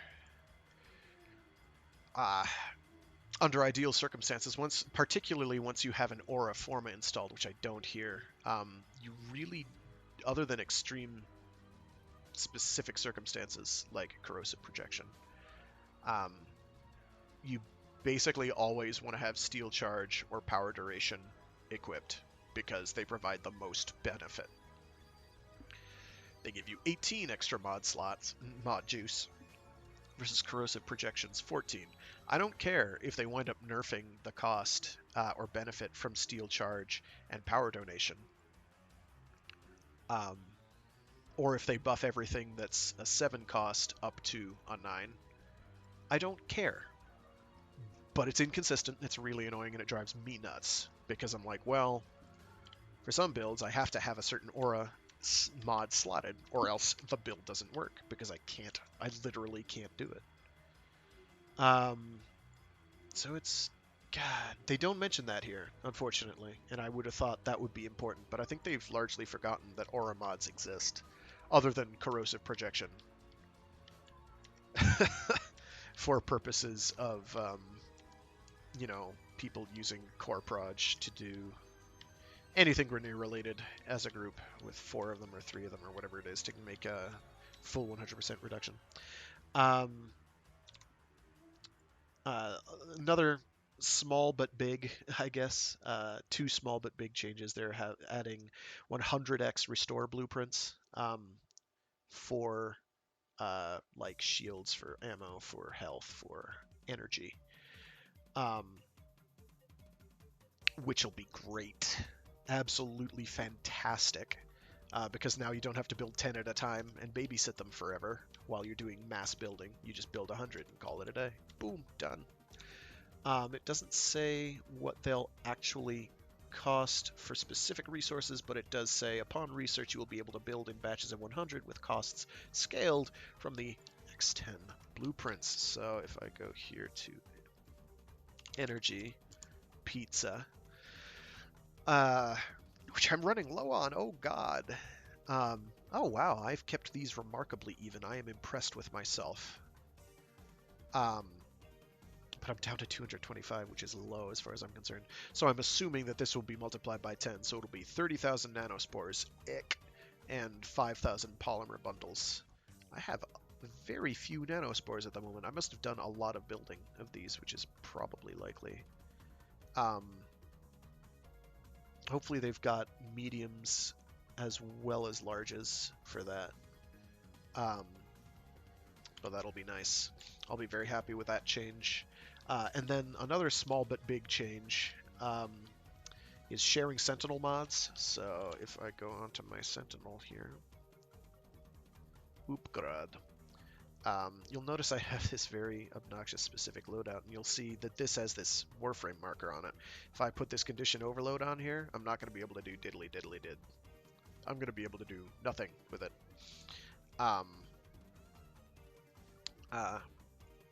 Cannot install condition overload because it's already installed on Zaw. Well, they're removing that, so you can have it installed on both, which is fantastic. Sentinel weapons and Warframe weapons cannot share mods, which is to say if you have one max duration mod, your Sentinel's weapon cannot use it if you have a primary weapon with it equipped. You either switch your Sentinel weapon to a different class, or acquire and max a duplicate mod. We are removing this condition, and now your mods can be simultaneously equipped. Why? Over time, the amount of systems to put your time into have increased. The appeal of grinding out a duplicate mod for Sentinels just isn't a proposition we want players to be faced with in the context of everything else the game has to offer. That's one reason. The initial reason that I remember from years ago when they were first talking about that was it's really annoying and obnoxious. Of course, at that same time, they were also talking about an ability to reduce the rank of your mods, and again, that still has not transpired. Of course, back then you could also fuse mods into mods, and we didn't have the endo system, so things were a lot more complicated and a lot more obnoxious, and the less said about it, the better. I do not miss that system. The endo system is much more straightforward. Farm a resource. Get what you want. Call it a day. Okay. So this is... These next ones... Oh, also another small but big is grenade markers. So now grenades are going to be basically physical objects, actual physical objects, which you can shoot. But they'll have a little icon on them as they fly towards you. So you'll and land on the ground, so you'll actually know where they are. You'll be able to shoot them out. Apparently, Nova's molecular prime works on them too, so it slows them down. You can shoot them out of the air that way, which is cool. So less instant kills from grenades. Well, hopefully no instant kills from grenades because of shield gating, but far fewer grenade kills because you'll actually see them, which is grand as far as I'm concerned. That is a net positive. So the other one here, oh yeah, they're adding back in other members of the squad getting the 10 murmurs or whatever it is from attempting a lich takedown, which is great. So murmur farming will be less about, oh, let's keep running murmurs, hope a lich shows up, don't kill the lich or attempt to kill the lich, and just let it spawn murmurs and then let the lich leave. It'll be more about, let's go have the lich appear, let it convert a couple thralls, and then kill it. Actually kill it and try to take it down because you're going to get 10 murmurs at a whack. It's going to improve murmur times, basically, a lot. So that is a net positive as well. There's other things as well, but I consider them rather small, kind of like basic bug fixes and whatnot. But the big one is status changes. So I'm going to take the lower one on this list first. About status chance mod buffs. The status chance mods we released many years ago have not been considered worthwhile. There are simply better options within the status mod builds, the dual stat mods, for a point of comparison, to show just how completely pointless status weapons are. Where are you? Quartac. Status. Stuts. Wow, nice job, dude. Okay. Where are you? Not continuous misery. Not catalyzer link. I don't care about you. Rifle aptitude. I don't even have one maxed out. That's how pointless it is. 2.5 status chance per level. So it goes up to 15%. Mine is at 10 right now because I'm lazy. 15% status buff. That is equivalent to absolutely nothing. Compare contrast to even Hammer Shot, which is otherwise a pretty not great mod. That provides 2 2/3 times that amount for the exact same cost, because this would be 9 cost to max this out. Absolutely stupid. Completely worthless. No reason you would ever want to equip these. I don't think there's even a single weapon that has a breakpoint. Even in shotguns, I don't think there's a weapon that goes to 100% status with that and can't get it from any other source. So setting that aside, those are going to all be buffed. All of them. Rifle aptitude will get boosted to 90%. Same with the melee one. Will get boosted to 90% status chance increase. It won't put your status at 90, it'll be multiplicative, so it's whatever your status is to start with plus, or 90% of that number added on. So they'll actually be worth equipping, basically. The one for secondaries, the same thing. And then Shotgun Savvy is going to go from 30% up to 90%, but they're changing how status on shotguns works, period. This also means you're going to have builds that will, many more builds for everything that are going to either get close to or exceed 100% status chance. And now they're adding, I don't think they have a name for overprocs. I keep calling them overprocs. So greater than 100% status having meaning, and this is a long one. Years ago, we added orange and red critical damage numbers when you land a critical hit with greater than 100% chance. For years, status being greater than 100% has done nothing except guarantee status, which is good, just not an added incentive to go over 100%. We are changing that in this update. I'm going to go into Katir Presence. When you hit a status chance greater than 100%, a single damage instance will be able to create 2 status effects. This means if you have a shot with 200% status chance modded with both blast and toxin damage, that single shot will result in both status effects. So now you have overlapping status from individual shots. In addition to being able to achieve 2 status effects on a single shot, we are also adding new meaning if you get a duplicate status effect on an enemy. For example, AoE knockdown would occur on a second impact status on an enemy already inflicted with one, which makes you wonder, why does blast exist again? Stay tuned for the full breakdown of each status's enhanced effect in the patch notes, which they don't have up yet because the patch isn't out yet.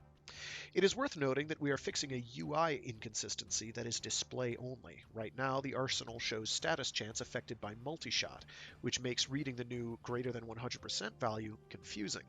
For example, the arsenal might say 120%, but really the status chance is 80%.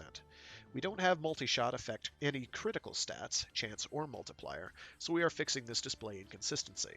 Multi-shot now has its own stat, which will show you how many projectiles will come out per pull of the trigger. In the case of shotguns, and then something similar for single-shot weapons and the like. Shotguns have a unique role here based on a very patchwork history with how they interact with status chance. A shotgun that shoots 99% status chance would give you 35% roughly status per pellet. 100% status gives you 100% status per pellet. This huge jump in performance happens with just a 1% gain. Why? Well, to answer that, we have to look at our choice to make what the UI conveys reality. It would feel broken to shoot a shotgun with a 100% status and not see a perfect spread of effects. In reality, to make status consistent, we have to treat shotguns as a special case. Shotguns as a special case means that we have buffed the status chance of all shotguns by ×3 or greater, and that's per pellet. The UI now behaves to show the reality that you are determining status chance per pellet. In further additions, previously unstackable status effects, puncture, cold, magnetic, radiation, and viral, will now have stacking effects. We'll have more information later as it develops. And the why they're doing this? Critical has long been king, while we are leaving critical as is, our goal is to bring status into the arsenals in a new light for all primary, secondary, and melee weapons. So, as far as I'm concerned, the main practical upshot of this particular change is that it is now going to improve the data you get from your arsenal. And that is huge. Because there's some stuff in here that is just outright deceptive. And as they mentioned, so status 96.1%. Now that is because I'm shooting out however many projectiles due to multi-shot. Like if I remove multi-shot, and I know some people have noticed this. So, daily reminder. Neither of these mods have any actual status chance associated with them at all. Just multi-shot and just multi-shot. However, you'll notice my multi-shot value went down, as did my damage. Now this is also going to mean, I hope, that they're changing what the damage is listed per shot. If they don't do that, then it's sort of like, why were you doing these changes at all? This is very sweeping UI changes to make the information you're getting in-game accurate to what's actually going on, and you don't have to go to a wiki to find out why you're not doing the damage that's listed. All right. That's basically it for these. There's some more stuff in here. Oh yeah, they're boosting your FOV, which is nice. I'll be cranking that up because I like high FOV in my third-person games. Why? Out of the players that do change their FOV setting, 84% of them change it to the max. You may be wondering, why not max it even further? It comes down to the potential of the diegetic UI, FX braking, and etc. braking when going plus ultra FOV. We hope you enjoy this bump for now. And it is an improvement because it's going from 78 to 90, but that is, I think, vertical UI, vertical FOV, and there is a difference between vertical and horizontal field of view. In fact, I'll go to options right now and look up where the hell FOV is. Is that under gameplay? Or is that under display? It's probably display. Field of view, yeah, I have it cranked up to 78. Let me crank it way down, just to burn my eyes out of their sockets. So admittedly, so now I'm like right over the shoulder. My horizontal FOV is affected by this, but not nearly as drastically as the vertical. Like right now, I can't even see my butt. Well, now I can, but I can't even see my butt. You can only see like the top half of my torso. So when I go to options, display FOV, and crank that way back up so that I can actually see what's going on. And this, by the way, is inside, and inside your FOV is zoomed in even more, but now you have much more detail and you're seeing a lot more information on screen. What the coming change is going to do is I can have this even closer to horizontal, and I'll be able to, like right now is the only, looking practically straight down is the only way I can see my feet in this, but when I have the additional 22, or is it 12? 12 degrees of vertical FOV. I believe it's vertical in Warframe. Some games have just horizontal, which gives you really grotendous fisheye lensing if you're not careful. Or stretching rather. Whereas vertical is usually the intelligent one to use because it'll make a more well-rounded field of view experience. Basically, you'll be able to see your feet at all times in a mission, looking around you. Like even relatively horizontal, you'll be able to see more. So I'm all for it. It is going to make changing your overall perspective in terms of how things like non-hit scan projectiles a bit more awkward, but we'll work on that. And then the other stuff is like HDR support and deferred rendering stuff. So big deal on that, I guess.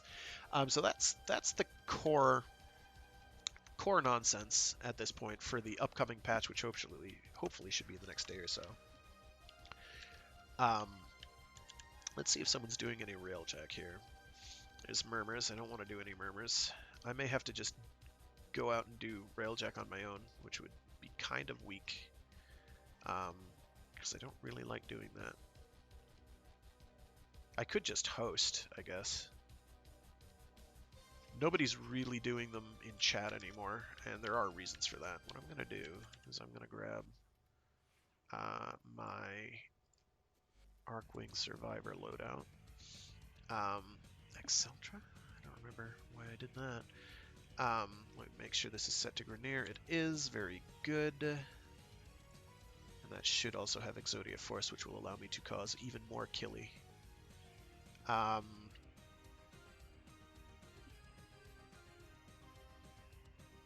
viral and corrosive makes sense, although I guess viral and, viral and radiation would make more sense, but eh.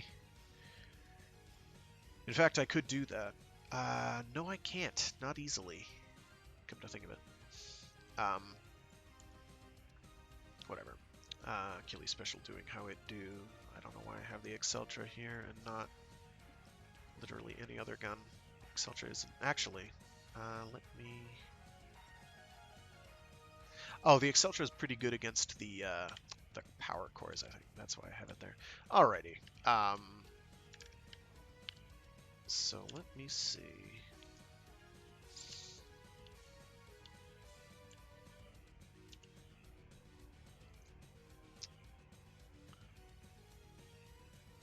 I've got Earth set.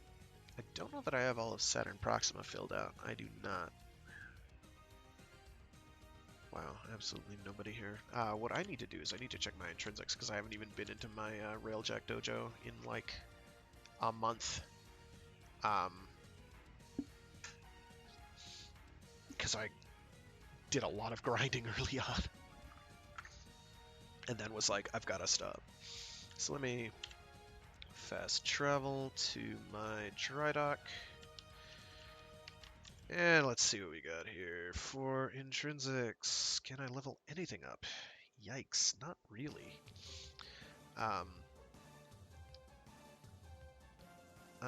Was I focusing on gunnery?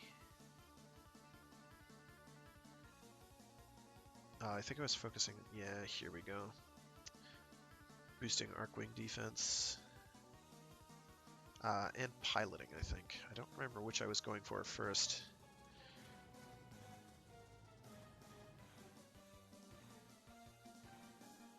Probably go for the Arcwing defense. Which requires 128, which actually isn't that bad. Recruiting, let's see if anyone's doing... Nope, still nobody.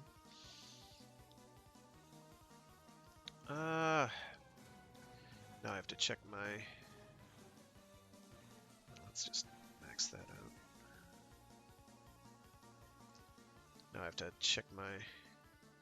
No, I don't want the Galvark, I want the Tycho Seeker Mark III. I think I have to build one though. So I don't think I have one. Where are you? Tycho Seeker Mark III. I believe it's the Seeker Mark III. And I am short titanium because of course I am. Why on earth wouldn't you? Oh, fudge. And I'm low on asteroid. As you can see, I have not been doing much grinding for this stuff anymore lately. I do like that they finally buffed reactors to be actually worth your time in some reasonable respect. Like this one gets me up to 96 avionics capacity, which is a bump. But it's not a perfect 100, which I would very much like. And they list wreckage capacity now, which is splendid. I don't remember.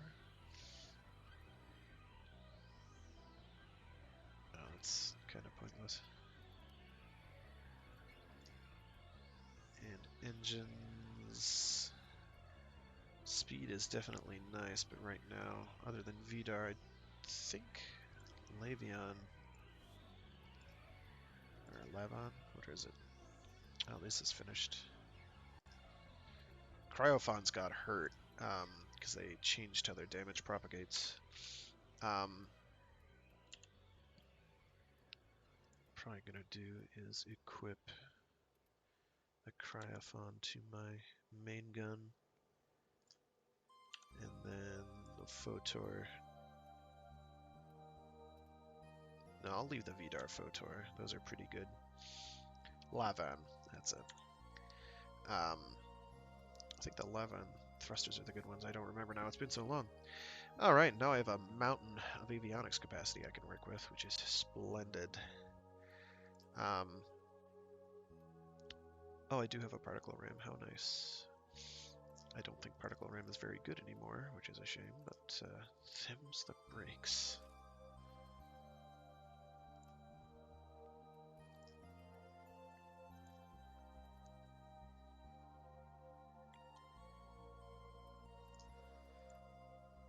And for tacticals, there isn't really much that I'm super enthused with. I don't know why they made it so that these can only be a number of very specific ones. It strikes me as very strange. Very odd way to do it, in my opinion. Let me check my avionics that are equipped. Seeker volley, I could stand to level up. I do have some Dirac with which to do that, which is nice. Does the energy cost increase? It does not. Good. Good. And firing lots of missiles would probably be good. Oh, I need to get, before I do that, I need to get the flux boosting mods on here. Flux. Here we go. Let's see. That goes 7 times 4. Yeah, I want to go with the Z key.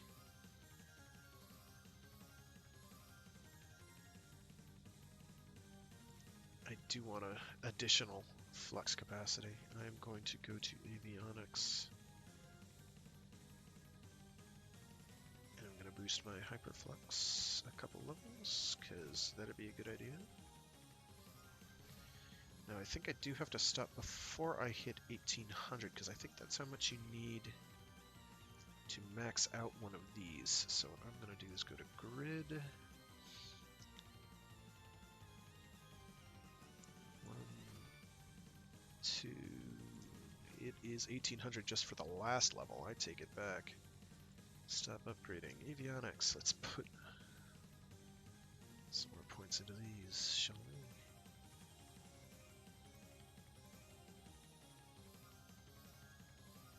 Having more flux is good. These are quite expensive, as you've noticed. I haven't done this in forever. Let me bump you and then you one more time. Alright. So as I put my Seeker Volley at 44 homing missiles, that's pretty delicious. Particle Ram is what it is.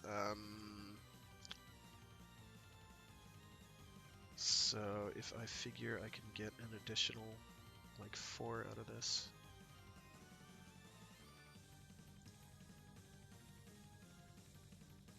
I don't care about flux now. There was something else that would be nice to have but wasn't crucial. I think Warhead I do need to get around to doing because it, let's see, 5.5 times 1, 2, 3, 4, 5, 6, 7. 5.5 times 7 is...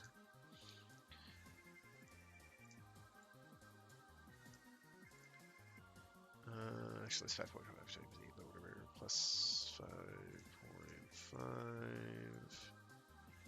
44 versus 7 times 5, yeah, 35, okay, very good. So definitely going for the Vidar Warhead is the way to go for your ordnance damage. Which is reload again? Oh, reload time for ordnance. Right. I do have the better polar coil, very good. Last stand is not all that worthwhile. I do not have the better hyper strike, do I? Increased turret damage by 9.5% versus whatever that is. It's another hyper strike.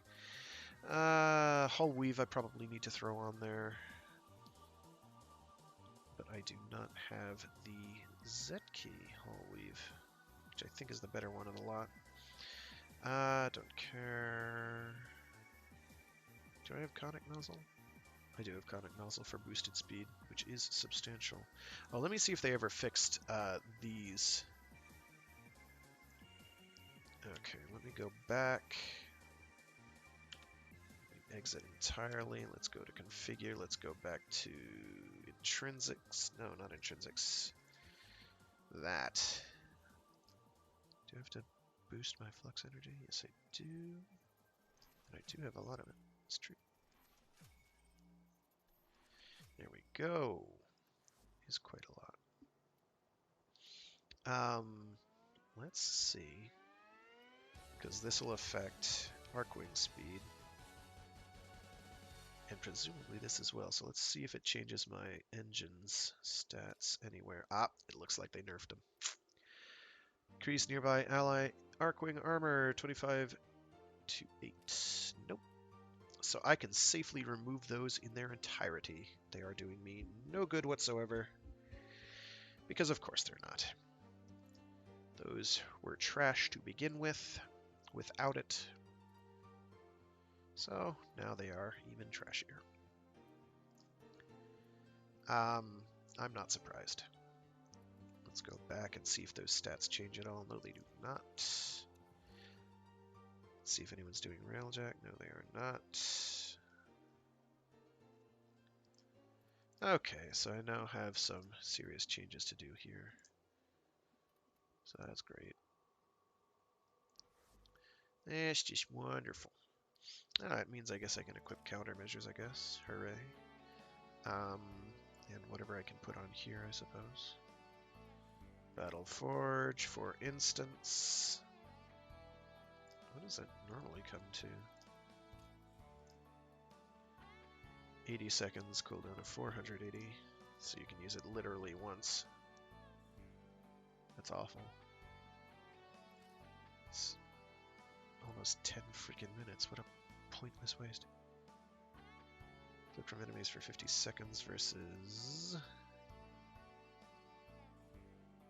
30. 30, 25 versus... well, that is better, I guess. Void Cloak. Wow, I've already burned a lot of goodwill already. Okay. Not sure I really care about... Because I don't know that countermeasures works on the ram sleds. I don't think it does. Don't care about chem damage, really. Shield recharge might not be bad.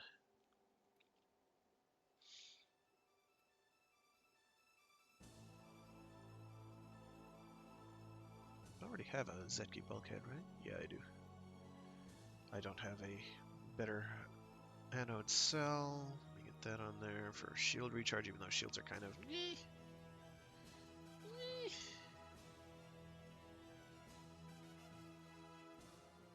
Heatsink, I don't really care. Hull we've already have on there.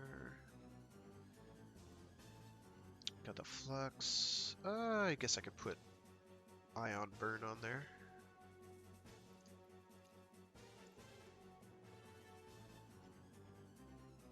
Let's put...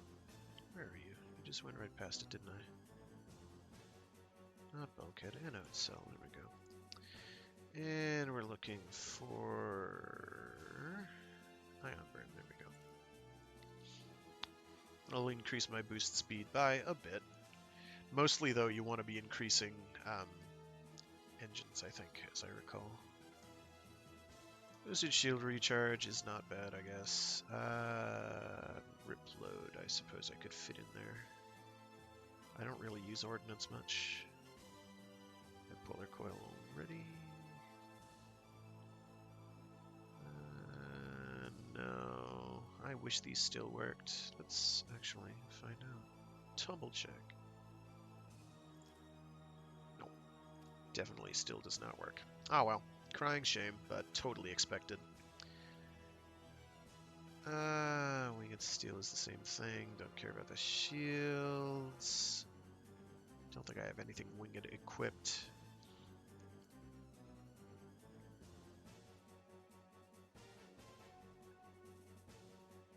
Ordnance again, I think, is the additional reloadable, right? Which is the forward weapons one. Forward artillery, which is that the big Tunguska cannon? Or is the ordnance the Tunguska cannon? I don't remember now.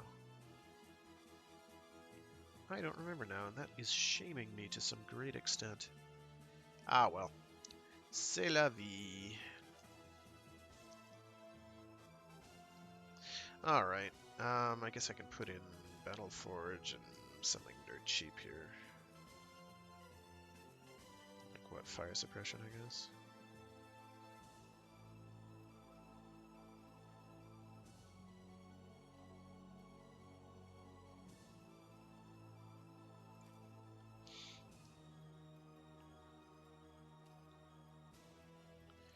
Gives me 6 to work with. I could go with a Void Cloak, I guess. What do I want to do? Because Void Cloak can be useful when you're trying to get to the sentient whoozy whatsits, the sentient ships. So that can be pretty good. Alrighty. I think that's good enough for now. I think people just have to deal with it. Oh, I think I wanted to equip the yeah, I wanted to equip the Cryophon and then put the Carcinox.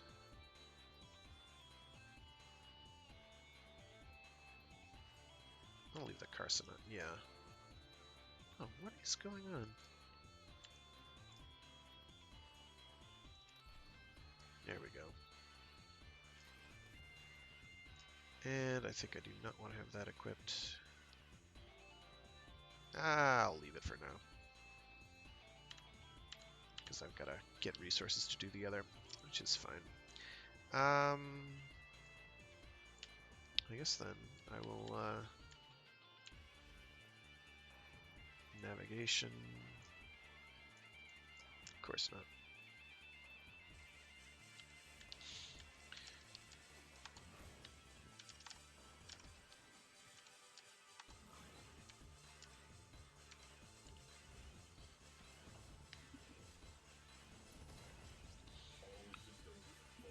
Yes, I imagine they are. They better be. Alright, select a mission to form a crew. Oh, okay. So I do have everything on Earth except for Free Flight, Saturn Proxima, 54 to 60, 55 to 60. Let's do the Nodo Gap, I guess. And hope that people are actually playing it, because otherwise, wow, what a waste.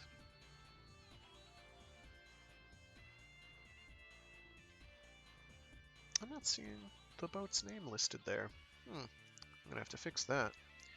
I don't care about this intro cinematic, I really don't. Let's see if anybody joins. That'd be nice.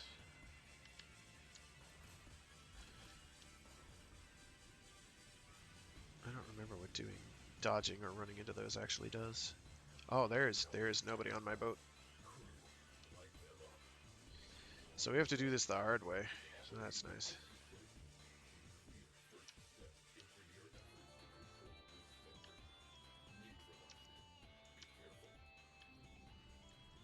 So I have to kill cruise ships. I have to...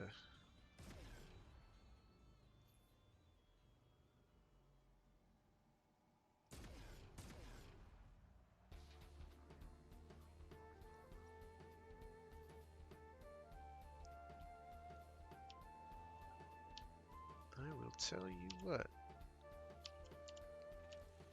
I'm gonna go zip out there as myself. I, for some reason, have that equipped, so that's good. I really hope I have my Phaedra equipped. I do. Let's run into walls a bit.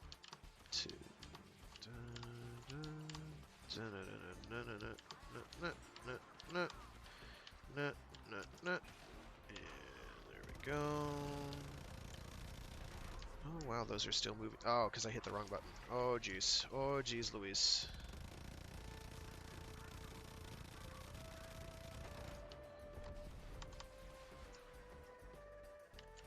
Is that it? I thought there was another guy who got alerted or something. Whatever.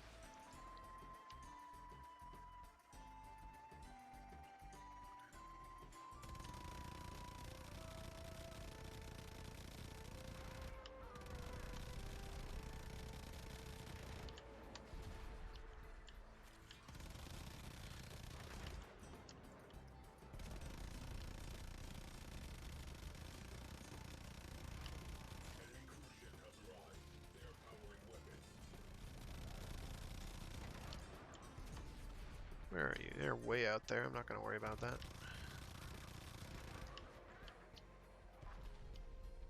Oh, hey.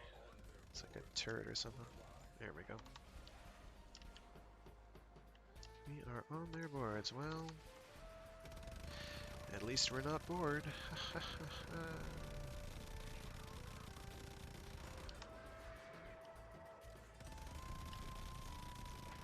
I wonder if they're going to do any changes to Amisha. Probably, because it just renders this whole exercise pretty moot. Oh shoot, they are shooting my railjack, and I don't like it. Stop it. I don't approve. Alright. Well, they're spawning in more dudes. That's nice, I guess.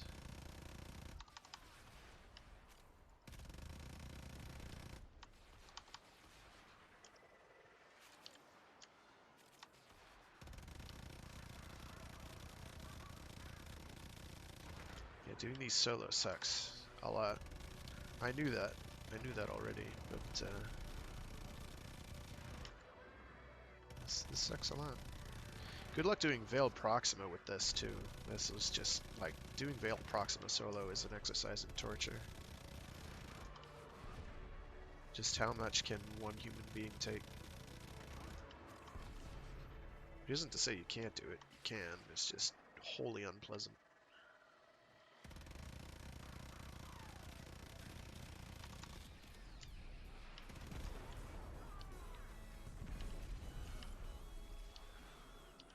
Because I don't have these things scanned right now. I'm getting the scans.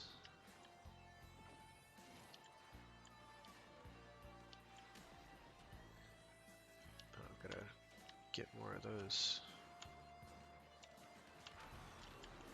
Ah, mistakes were made. Okay, okay. So what I've got to do is I've got to wear down.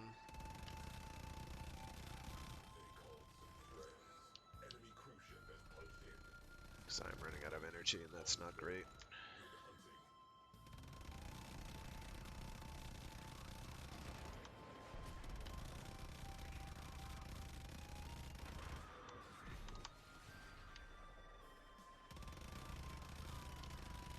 So, I am now out of energy. That is less good than you can imagine. So I'm going to kill the engines on this thing, and enter it, kill it, and pray. Do I still have the Excelsior equipped? I think I do. That's not what I wanted. Let's get out of here.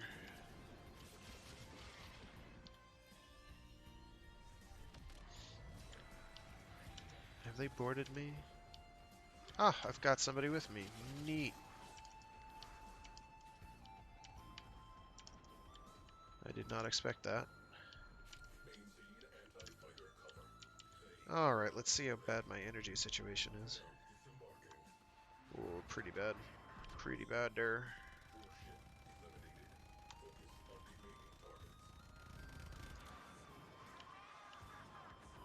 Okay, I'm gonna go for the cruise ship then.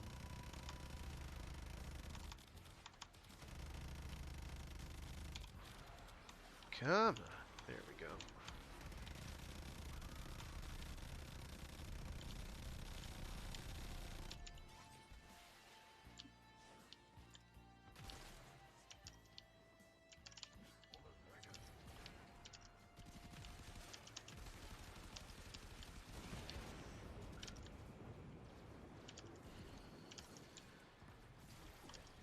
I really need to get that hotkeyed. I don't know what to.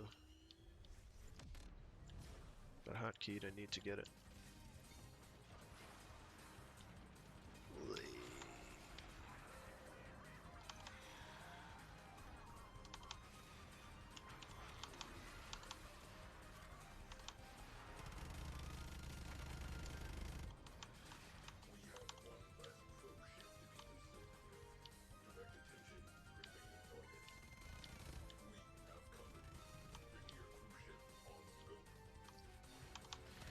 Not for long, I think, comrades.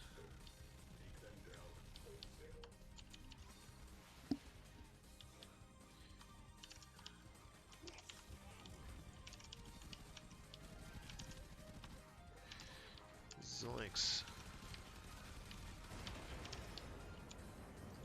I don't even care about the resources in here. Oh shoot, I need to do repairs or something. Nope, somebody fixed it. Good.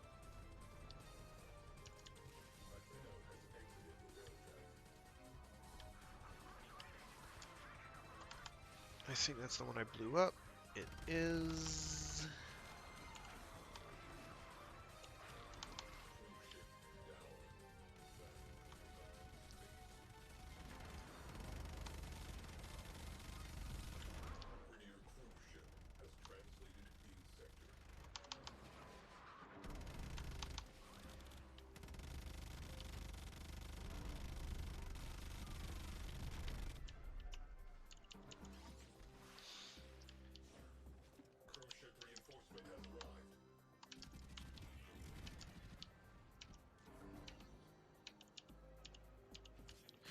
I keep thinking that this is the Veil, and I keep forgetting that I don't actually have to worry about that giant. Oh, that didn't look good.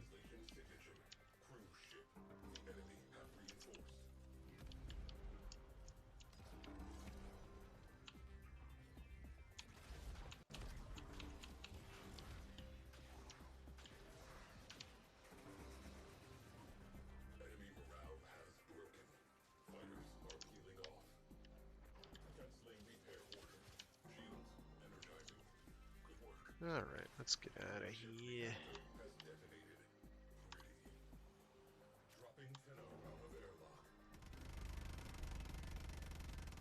Alrighty. Oh, hey, equipment. Nice. This pleases the frag. It's a Mark II, which doesn't surprise me in the slightest.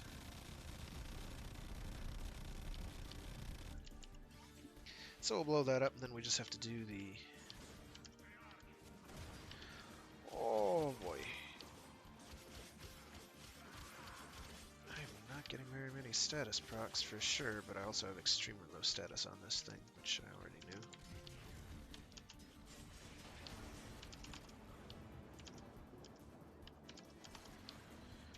knew. Alright, so that'll take care of that thing, which is nice.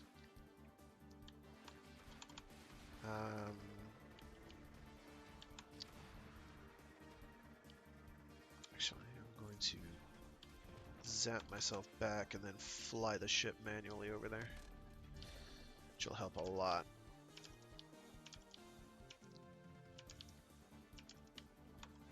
Oh, I got some Kesslers for all that. I think I had a low number of those. Alrighty, I'm a terrible pilot.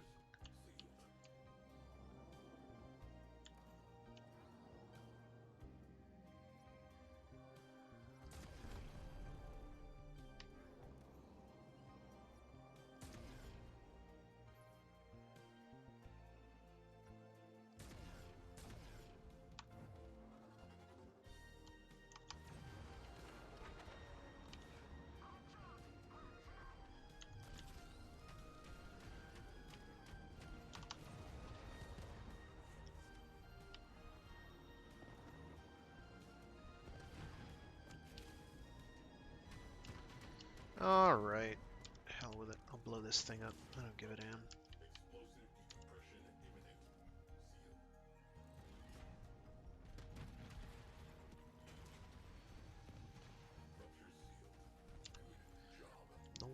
because somebody's already making it explode. Thanks, that hitch had me a little scared.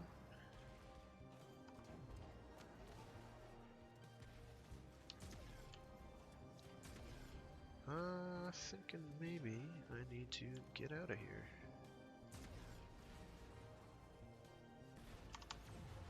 Yeah.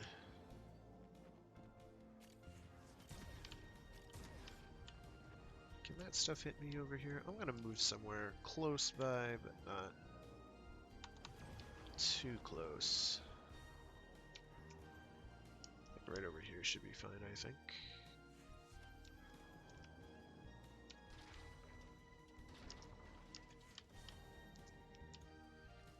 Beachy.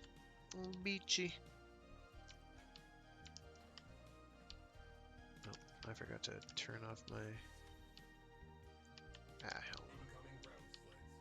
It's not that expensive.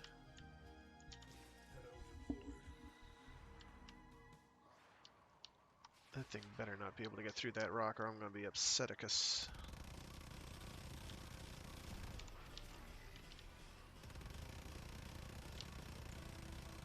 How is that not hitting it?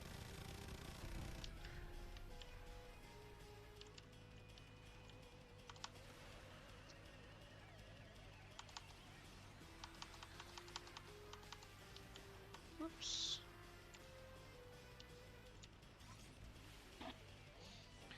Okay.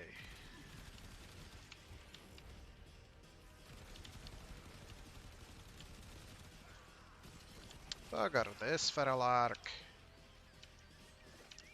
Now, what I wish with their changes to shields was make it so that armor applied.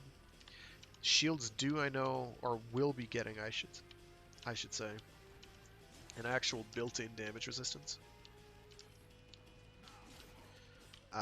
Something like 20% or something, I don't remember now.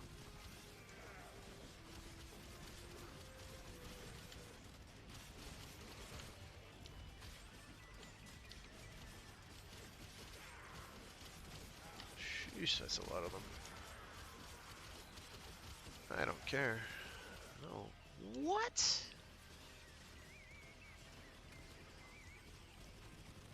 Oh my gosh, what on earth is going on?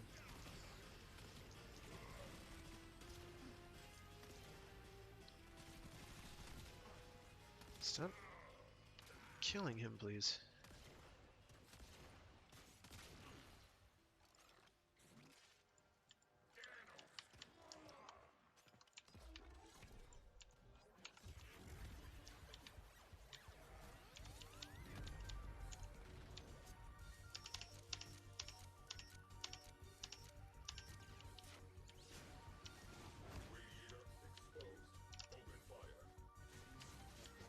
Hopefully someone actually shoots the radiator.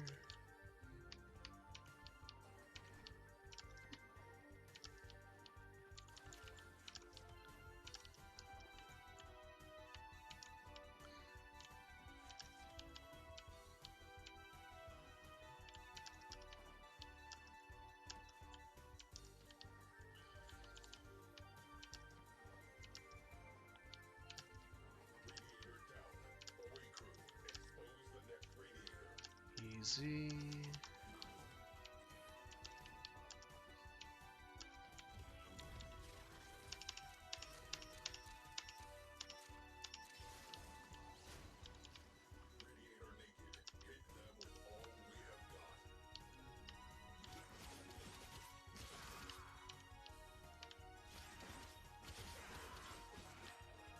I think I do need to convert this to radiation, but that'll be tricky. Like rad viral would be pretty dominant here. Okay, somebody blow it up, please.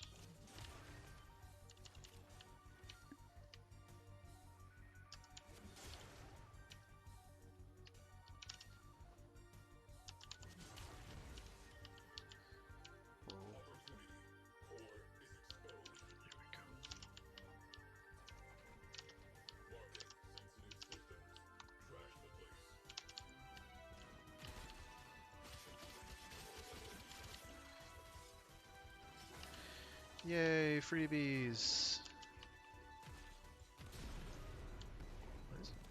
Shooting full auto. Oh, criminy.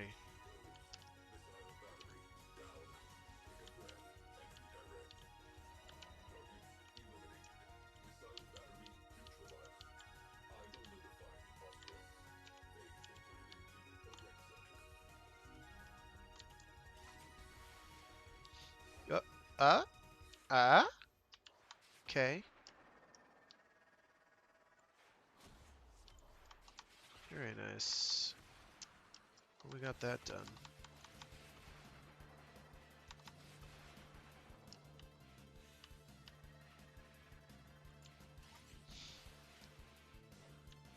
All right.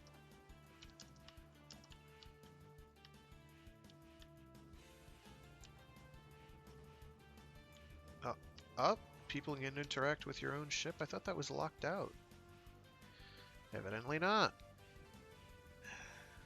Okay, that's terrible.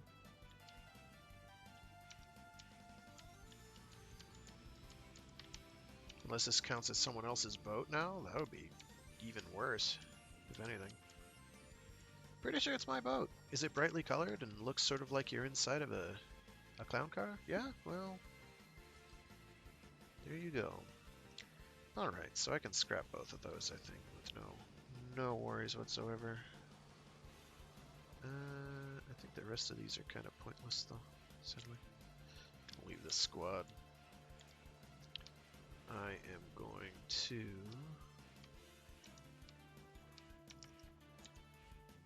fast travel, dry dock. There we go. You can be scrapped. It's Mark II, it can go. Those are Mark IIIs.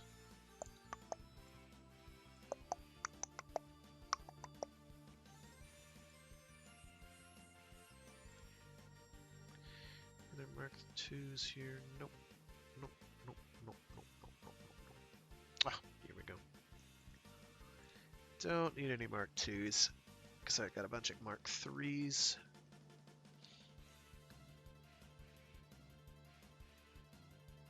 Yeah, the range on the Cryophon makes it pretty... what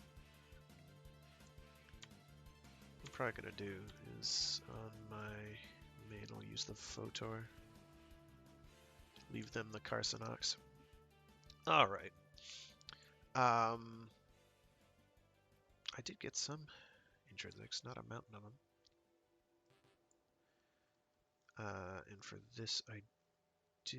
Okay, I did get forge yields. I do want to get those Arcwing defense boofs. And I definitely want refinement yields if I can get them. Tactical I don't care about too much, but the blink boosts are really, really nice.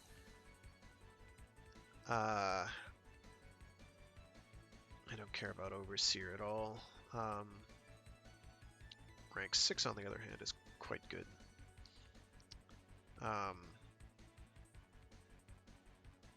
There's something here as well that's kind of dubious. A bunch of the rank 10s are incredibly dubious, like ramming speed. I don't want to be ramming things. Reflex aim, they're actually fixing, so it hopefully won't be terrible. Because it basically doesn't work now, sadly. Here we go. Let's go with... I know I've got a list of culture ship names here somewhere. Consider Phlebas. Come on, this is the wrong book, isn't it?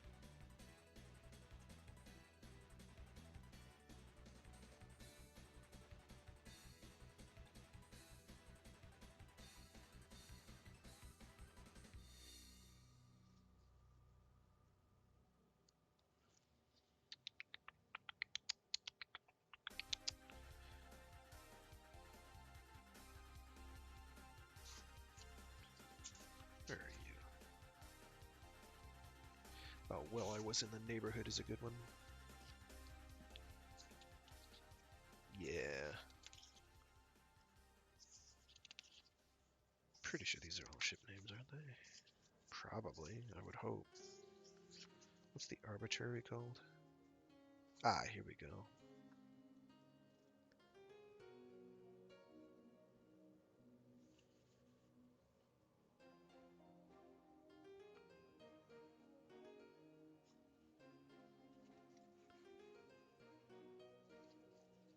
I know I had a list of culture ship names floating around somewhere, but I can't remember what they were, which is a shame.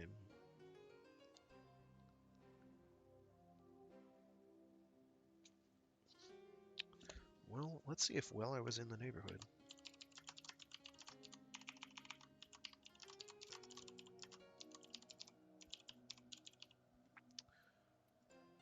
Well, I was in the neighborhood. There we go. Culture ship names, ladies and gents. Okay, let's probably go with my ship again, and this time equipment arsenal.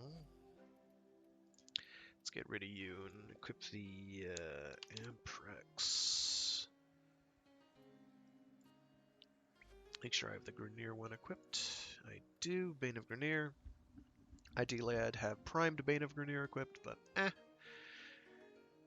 I would have to form this many, many times to make that happen, and we are not doing that.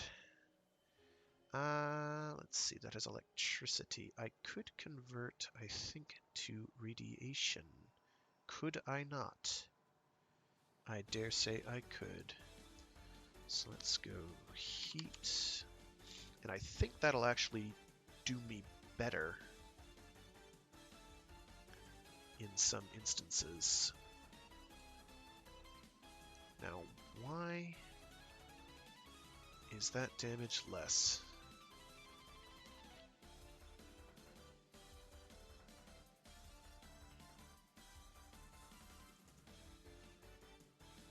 Oh, because I'm going from config 1 to config 2. That's fine, that's fine, that's fine. That's fine, that's fine, that's fine. And I'll be getting slash damage from the hunter munitions, so going with radiation is actually a better idea, I think. I don't know why I didn't have that before. Oversights. I have a lot of those. Sometimes, because there's a lot of stuff that the game just doesn't tell you, and you have to actively look up, or not. As the case may be. Alrighty. Yeah, I got about 15 more minutes, and then I gotta go and do some stuff.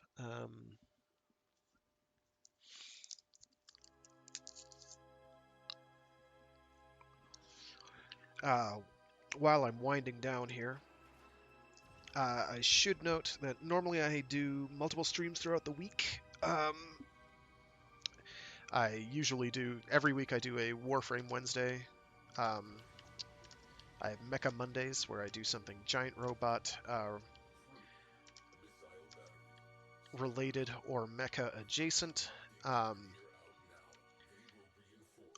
Mondays. And on Saturdays, I have a Storytime Saturdays stream where I do some reading of short stories and the like aloud. I stream to multiple platforms simultaneously. I stream to... can I run into this and take self-damage? No, I cannot. I stream to Twitch, I stream to Facebook, I stream to Mixer even, and YouTube. All my stuff is cataloged on my YouTube channel. I should probably include links in the descriptions. I don't, because I am short-sighted. And keep forgetting to paste them in there. I also usually they're around 12 noon Eastern Standard Time. However, next week I will not be able to do any. I have a very, very busy week next week. Hopefully it is a one-time thing for next week, where my schedule just conflicts like crazy. Like crazy, the schedule conflicts. And hopefully that will not continue to be a recurring theme. That is the hope. We'll see what happens. I normally am able to fit in the time, but just next week, no. Scheduling did not work out. But hopefully that will not be the case for the week after next. The next week is basically going to be a total wash. A complete write-off, unfortunately. Much to my chagrin, if no one else's. Very, very busy.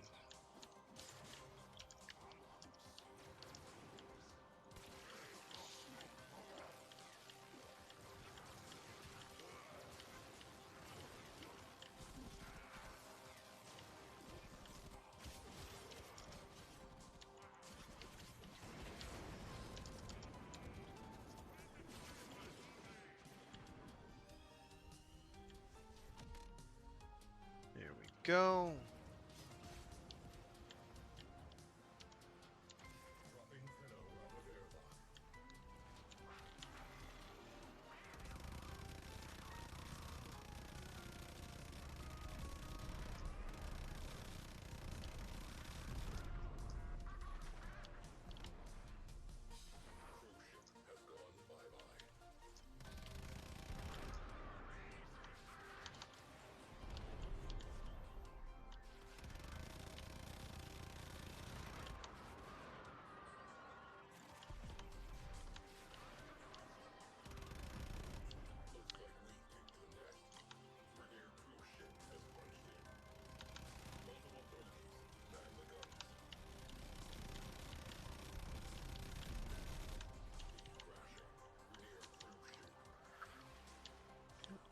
I better make this quick then.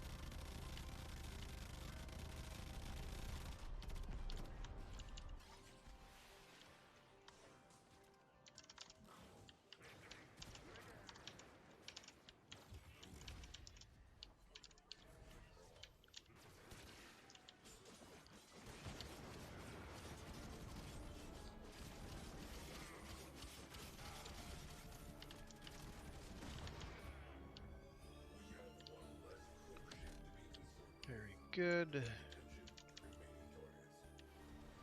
I do have to get more energy, so I'm going to go run into a rock for a hot minute.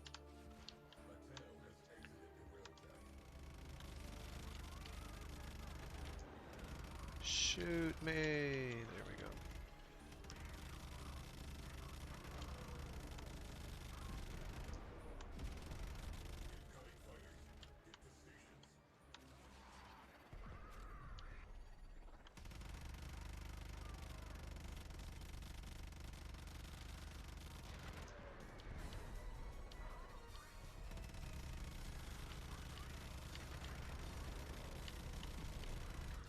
Something, something, something, shooting fish in a barrel? Something, something? Does somebody have a mod drop chance booster? Because I sure don't, and we are getting a lot of these.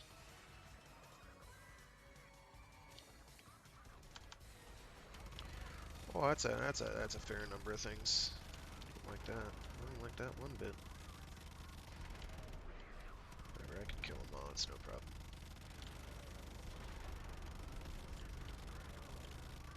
This guy, no, we got other people. That is good.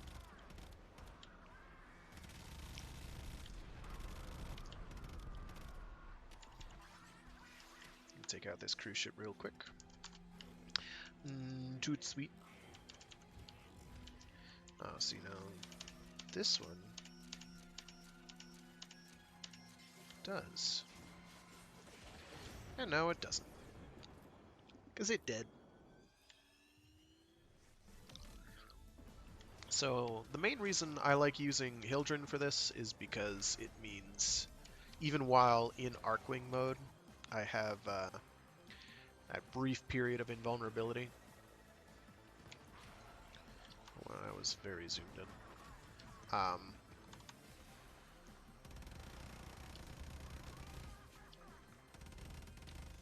When your shields go down, which can be very handy. Oh my goodness. Cannot have them flying around like that. That is not helpful to me.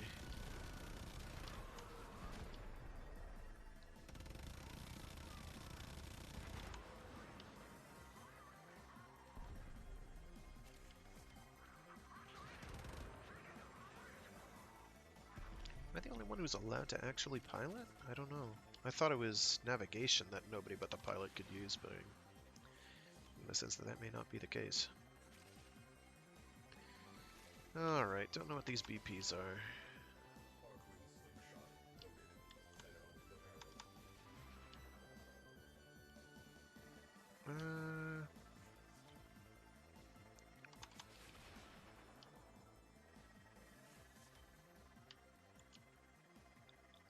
Okay. I'll just teleport myself back and drive the thing closer. Okay. Oh, actually, I've got to go down into... any damage to my boat? I don't see any people I think are keeping up with that stuff, which is nice.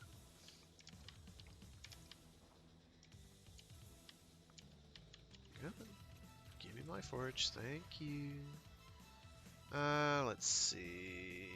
Do a dome charge, which is just fine and dandy. Nope, stop.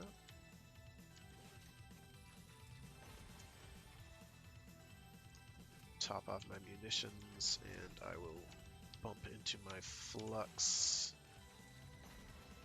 Or rebolite, rather. And on the last one, I'll do a refine.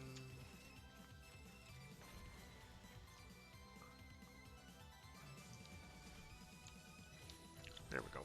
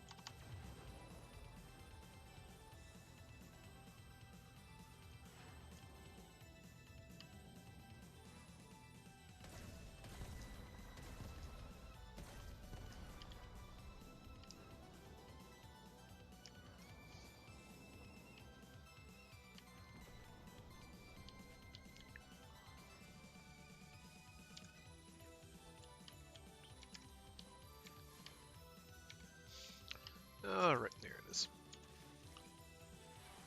Okay. I do still need mounds of titanium.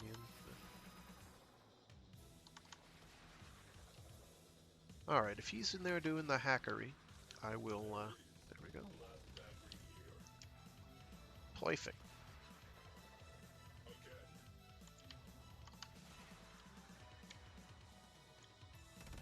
Yeesh.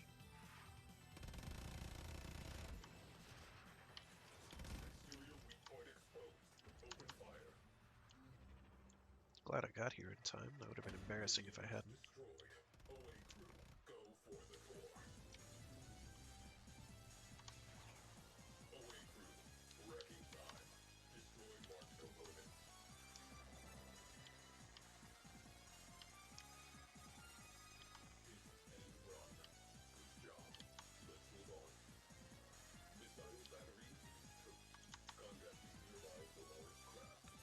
There's some resources I can loot over here.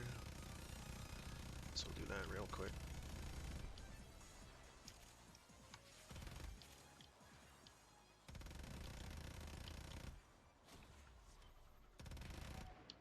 Ew, ribbon slivers? I didn't know those dropped. I don't really want them. Yeah, like I've mentioned before, I have a very low opinion of the ribbon system in general.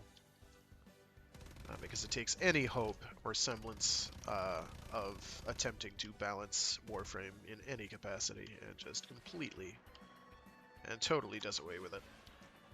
You cannot hope to balance anything.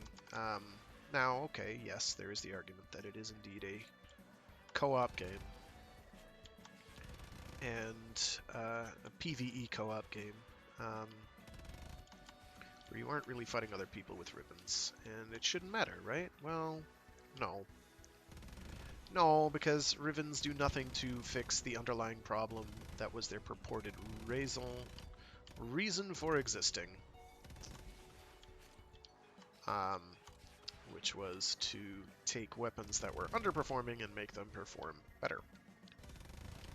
Which, obviously they don't do. Well, obviously they do, but they also obviously do the same for strong weapons. So, completely renders that entire thing moot. Most weapons that are strong because they are generally, they have either a good gimmick or they have overwhelmingly good stats. Typically. Oh, we got a bunch of stuff we can salvage. That's very nice. I know we got a tether, which is nice to have a spare. Oh, really? No. No. We're not doing that. Can I not?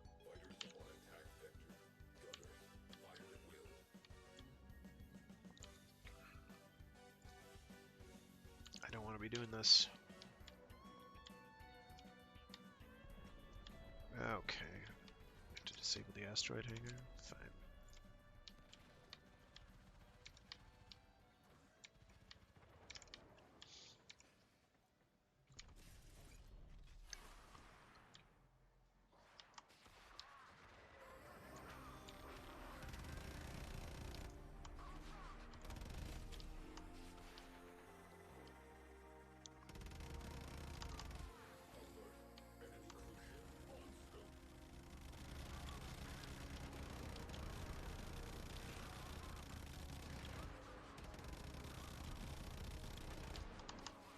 Where'd it go? There it is. No, there is one over here. Where is it? There it is.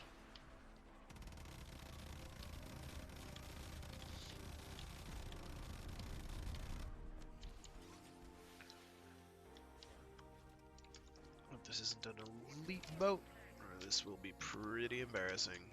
It is. Yay! Freebies. It's very, very good. I'm actually going to stay on this thing, I think, until it explodes. For purposes of collecting whatever resources I can collect in the meantime. Which is basically none. Plus it'll leave me out in space and I won't have to fly all the way to the next one. I'll just fly all the way to the next one.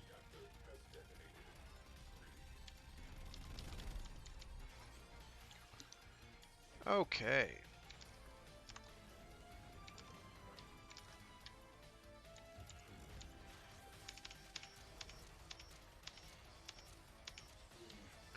Actually got that one right with no flubs, I'm pleased. It's not every day that that will occur, I'm afraid. Alright, this is definitely gonna have to be my last one, because I do have stuff I gotta do. Some prep work for other activities throughout the day. Okay. Boy, someone just decided to fly that right on in there. Okay. Don't know why I cast my 4. That was not what I wanted to do after casting my 1. Cruise ship. There it is. This is very much what I'm spec'd for.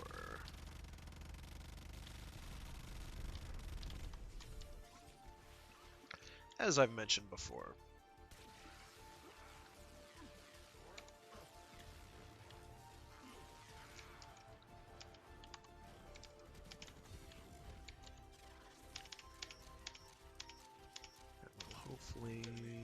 could not see it all. See, I had...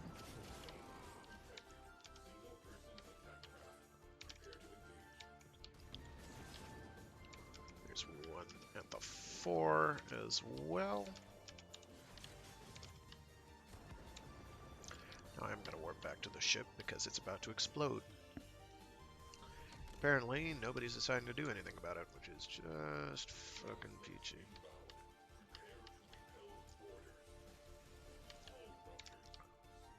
That's awfully goddamn close, thank you.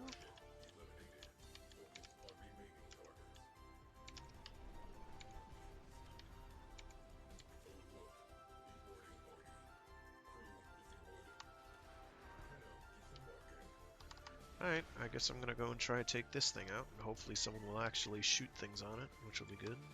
Oh wait, no, there's another cruise ship out there that I've got to kill. Don't know why you would get right up in this thing's grill.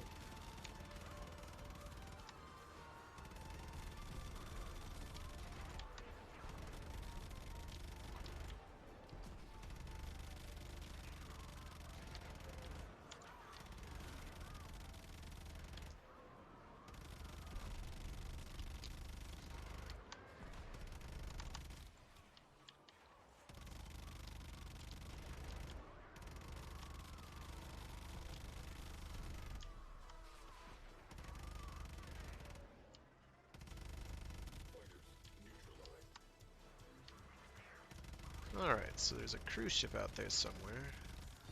I see it.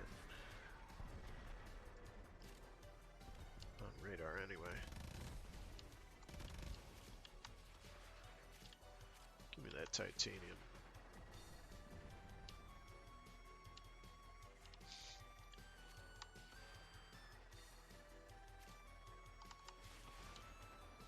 I'm gonna go for this,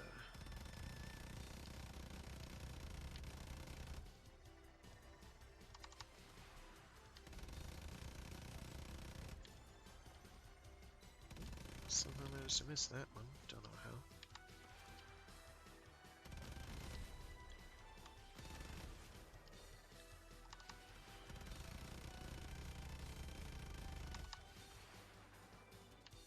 Alright, I guess I'll get to work on this stuff here.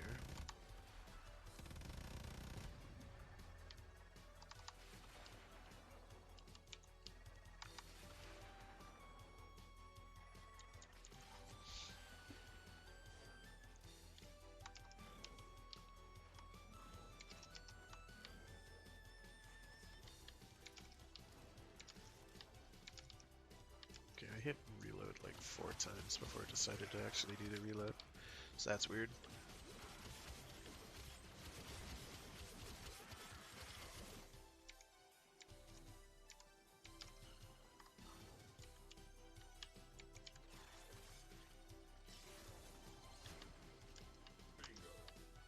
Excuse me. Jeez Louise.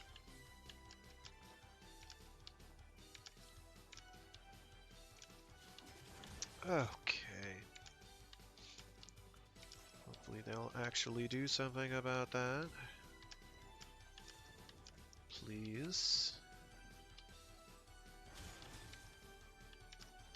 Someone wanna pop that radiator? Someone that isn't me? Obviously not. Okay. Great. I have to find my way out of this damn thing.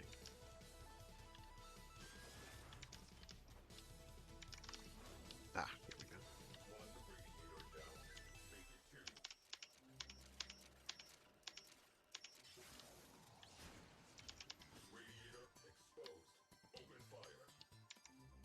Blow it. Blow it up.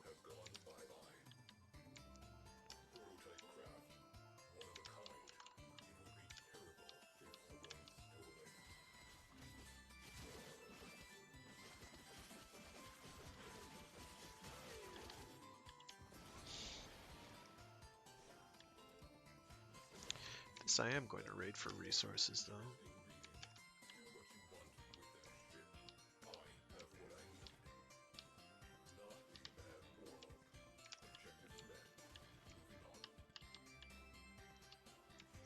that's it. So I am going to pop it.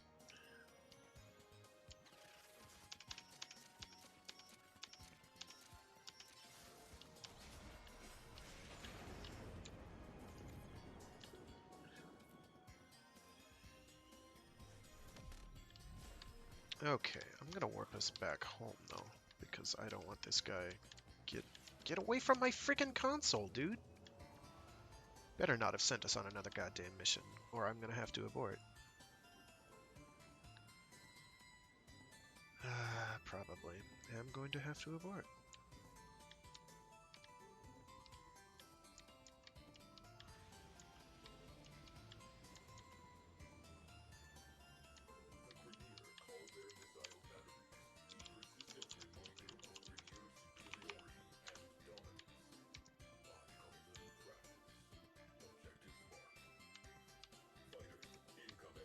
I better keep all that or I'm gonna be fucking furious.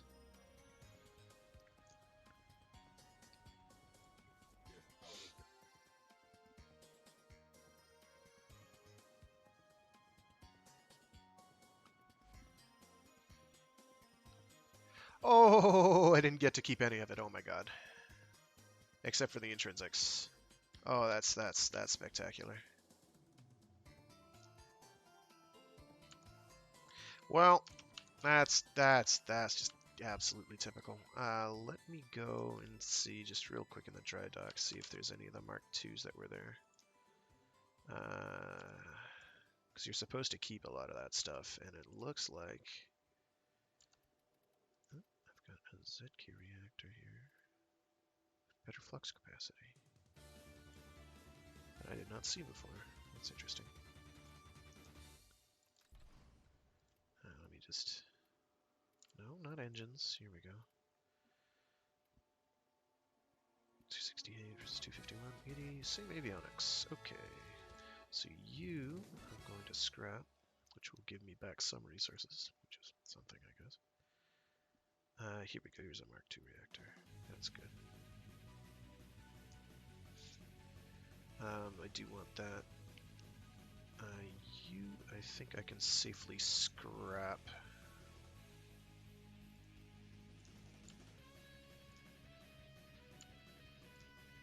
Guess all the others were Mark II weapons then? Yeah. What? I'm curious. I thought there were more, but...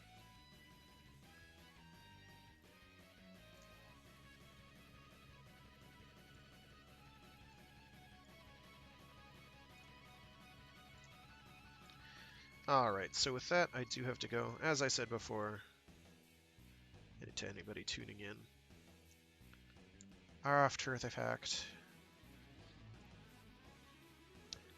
Normally I do this every single Wednesday, some Warframe stuff. But next week I will not be able to. I will not be able to do any of my streams next week as far as I'm aware. Actually, I might still be able to do next week's Saturday stream, but we'll see. I'm not holding my breath because it looks like my schedule is going to preclude that. So yeah, thanks for tuning in. I do have to run.